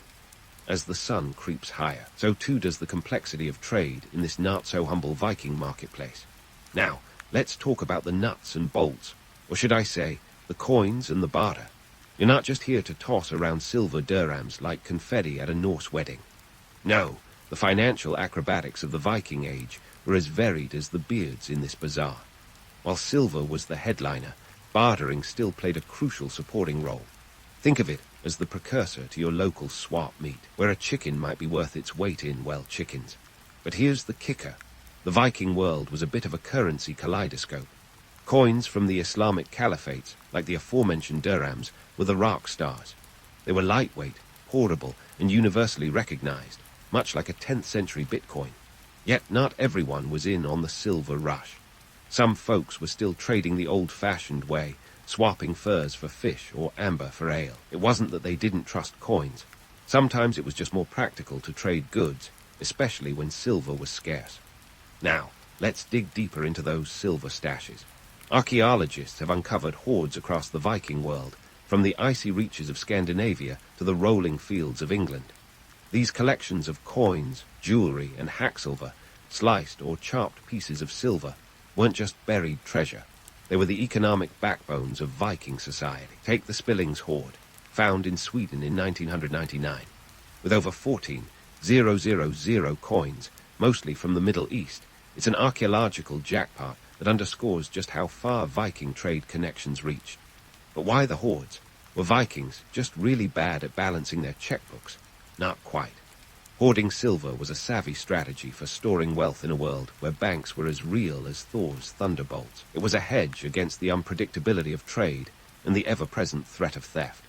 Plus, a good stash of silver could mean the difference between a winter of feasting or famine. Speaking of unpredictability, let's talk about the Thing. No, not the Marvel superhero or that weird cousin who shows up unannounced at family reunions. The Thing was the Viking assembly, a place where free men gathered to settle disputes, create laws, and regulate trade. Think of it as a mix between a town hall meeting and a medieval courtroom drama. The Thing was where the gears of Viking governance and economics meshed, keeping the marketplace humming and the longships sailing. Picture this, a heated debate over the quality of a shipment of silk, both sides arguing their case before the assembly. It was the Thing's job to ensure fair trade practices and resolve disputes, preventing the market from descending into chaos. The Thing wasn't just a forum for shouting matches. It was a vital institution that kept the Viking world ticking. Without it, trade could easily spiral into a free-for-all, where the only rule was might makes right. And speaking of might, let's not romanticize the Viking trader too much. Sure, they were savvy businessmen, but they also knew how to handle a sword. The lines between trader and warrior were often blurred, and sometimes disputes at the Thing ended with more than just harsh words. Yet, despite the occasional brawl, the Thing was a surprisingly effective system of governance. It kept the peace, ensured justice, and allowed for the smooth flow of goods across the Viking world. Now, let's take a moment to appreciate the sheer audacity of Viking trade. Their networks stretched from the cold shores of North America to the bustling markets of Baghdad. They weren't just trading trinkets, they were facilitating cultural exchanges that shaped the medieval world. The Vikings weren't the lone wolves of legend, isolated and barbaric. They were a crucial link in a global chain of commerce, connecting east and west long before Marco Polo was a glint in his ancestor's eye. But let's not get too misty-eyed about the romance of it all. The reality was far grittier. Trade was a risky business, fraught with the dangers of piracy, storms, and the occasional double-crossing merchant. It was a world where fortunes could be won or lost in the blink of an eye, and where the only certainty was uncertainty. So, as you continue to navigate this bustling market, remember that behind every shiny coin and every haggled-over pelt lies a story of survival, innovation, and cunning. You're not just a trader. You're a player in a grand economic drama that will echo through the ages. And while the legends may paint a picture of romance and adventure, the truth is far more complex and infinitely more fascinating. The sun is climbing, the market is buzzing, and the day is far from over. There are more deals to make, more stories to uncover, and more myths to bust. Keep your wits about you and your coin purse close. In the world of Viking trade, anything can happen. And with the Thing watching over, you might just make it out richer than you came in, or at least with a few less dirhams and a lot more stories to tell. So, as you continue to navigate this bustling market, remember that behind every shiny coin and every haggled-over pelt lies a story of survival, innovation, and cunning. And speaking of stories, let's pivot to the epic tales of Viking traders who didn't just limit their ambitions to the chilly confines of northern Europe. Instead, these Norse navigators embarked on sprawling journeys across the known world, defying the elements, logic, and occasionally, good sense. Let's sail beyond the Baltic and dive headfirst into the long-distance networks that connected these proto-globalists to far-flung lands. We're talking about trade routes that stretched like an elaborate game of connect-the-dots, from the bustling bazaars of Baghdad to the opulent courts of Constantinople. The Vikings weren't just trading. They were bridging continents, linking the icy fjords of Scandinavia to the deserts of the Middle East. Forget Marco Polo. These guys were the original globetrotters. Now, let's follow one of those silver dirhams from Burqa all the way to Baghdad. It wasn't a short jaunt.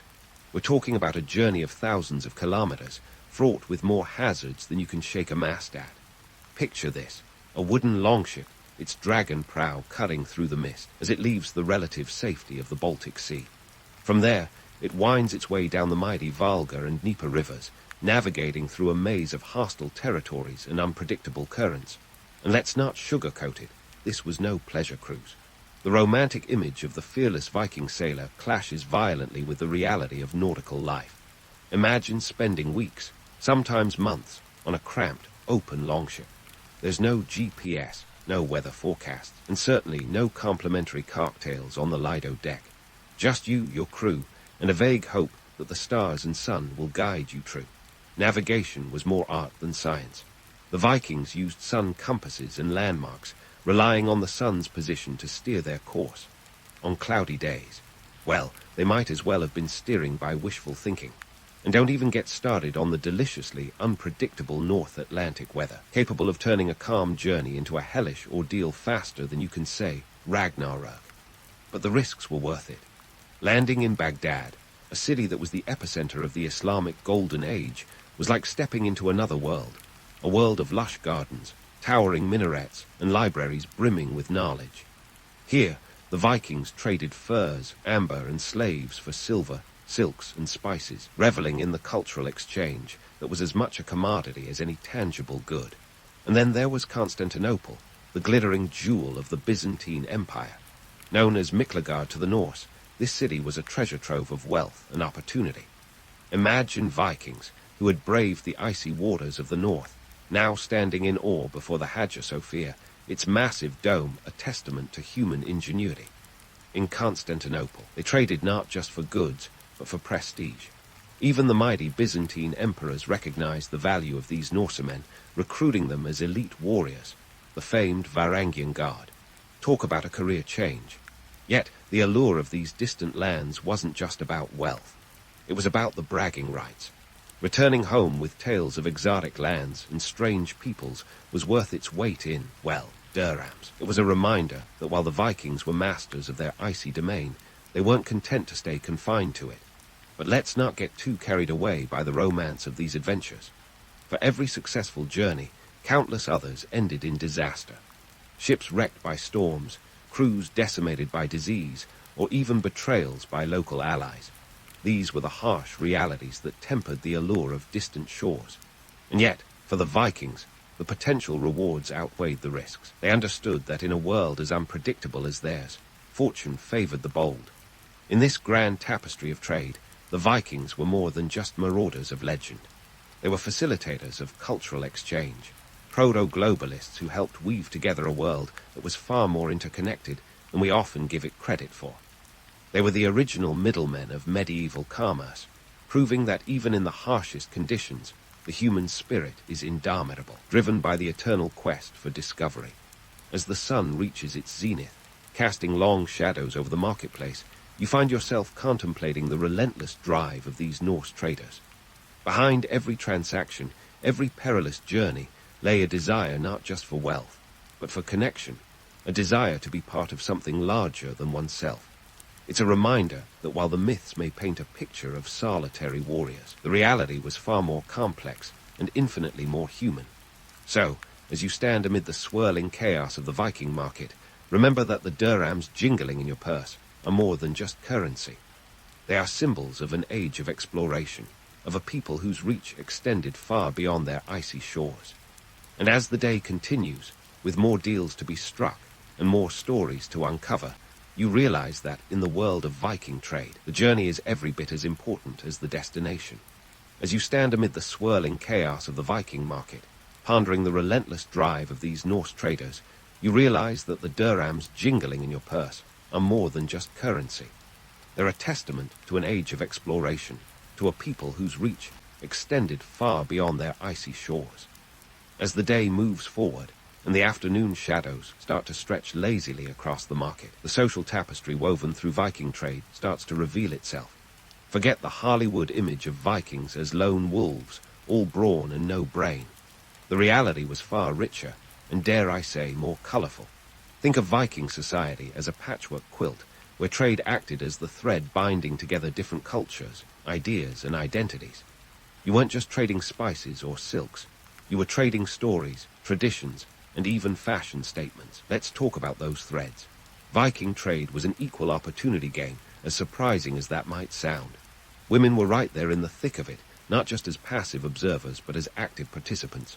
When your society is built around longships and commerce, you don't leave half your population sitting on the sidelines. Women managed farms, handled finances, and yes, took part in trade expeditions. They weren't just homemakers, they were home earners. So next time someone tells you Vikings were just macho men with swords, you can tell them to take a long walk off a short longship. And speaking of participation, let's not forget the thralls. No, not some mythical creatures from a Tolkien novel, but enslaved people who were part of the Viking household and economy. These folks were the backbone of Viking labor, and their presence was as common as seagulls at a fish market. Thralls were tasked with everything from farming to crafting, and they played a crucial role in the economic machine. Sure, the glamour of Viking life didn't trickle down to them, but they were a vital thread in the fabric of society. Now, let's shift gears and talk about cultural exchanges. These were as vibrant as the exotic silks that lined the market stalls. Picture a Norse chieftain sipping wine from a Byzantine goblet, or a trader wearing a silk robe that would make even the most fashion-forward Viking blush. It wasn't just about acquiring goods. It was about adopting ideas and styles that made the Viking world a melting pot long before the term was coined. Viking fashion became a blend of practicality and panache, mixing rough-hewn wool with the delicate sheen of imported silks. It was like medieval couture. Where else could you rock a fur cloak with a silk tunic and call it a day? But it wasn't just about looking good. It was about eating well, too. Those trade routes didn't just bring back shiny baubles. They brought back flavors that spiced up the Viking diet like a medieval episode of MasterChef. Spices like pepper, cinnamon, and cardamom became the secret ingredients in stews and meads, transforming the humble Viking meal into a culinary experience. And let's not forget the wines from Francia and the Byzantine Empire, which took the edge off those cold Scandinavian nights. Forget the stereotype of Vikings guzzling ale from horns. They were more likely to be savoring a goblet of imported wine, perhaps while contemplating the virtues of fermented herring. Yet, for all the cultural richness, let's not romanticize it too much. Beneath the fashion, food, and frolic lay a harsh reality. The social structures were rigid, and while women and thralls were integral to the trade networks, they didn't enjoy the same status or freedoms as the chieftains and free men who made up the Viking elite. It was a world of stark contrasts, where wealth and adventure were the preserve of the few, while the many labored to make it all possible. But here's the twist. Even within these constraints, Viking society was more fluid than you might think. The concept of identity was as flexible as a silk tunic. A successful trader could amass wealth and status, blurring the lines between classes. Trade wasn't just about goods. It was a ticket to social mobility, a chance to redefine oneself in a world where fortune favored the bold and the cunning. As the afternoon lengthens, the market buzzes with the hum of commerce and conversation. You watch as goods change hands, stories are shared, and alliances are forged. This isn't just a market, it's a microcosm of Viking society, where the myths of the solitary warrior fade into the vibrant reality of a people connected by trade, bound by shared ambitions, and driven by the eternal quest for more. But hold your longships, we're not done yet. There's more to this tale than meets the eye, and as the shadows grow longer, so too does the story of Viking trade. The next chapter beckons with promises of new discoveries, deeper insights, and more myths to bust.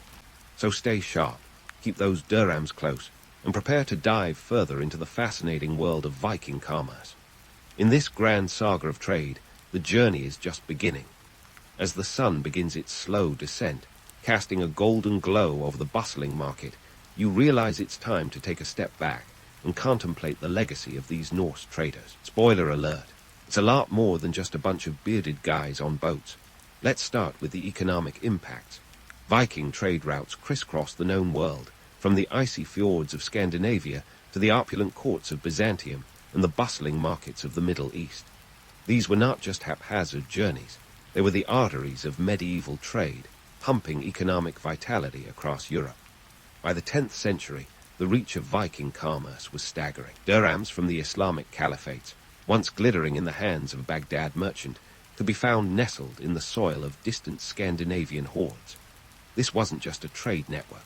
It was a precursor to the global economy, showing that even 1,000 years ago, the world was more interconnected than you might have thought. And let's talk about those silver dirhams for a moment. Archaeologists have uncovered over 100,000 of them in Viking territories, a testament to the sheer scale of this trade. This influx of silver wasn't just lining the pockets of a few Norse chieftains, it was transforming societies. It allowed for the standardization of currency in places that had previously relied on barter systems. Suddenly, Viking markets weren't just places to swap goods. They were complex economic hubs where wealth could be measured, stored, and accumulated. But silver wasn't the only thing being exchanged. The Vikings were also cultural conduits, carrying with them ideas, technologies, and styles that reshaped the societies they touched. Consider the shipbuilding techniques that were shared and adapted as they traded and raided.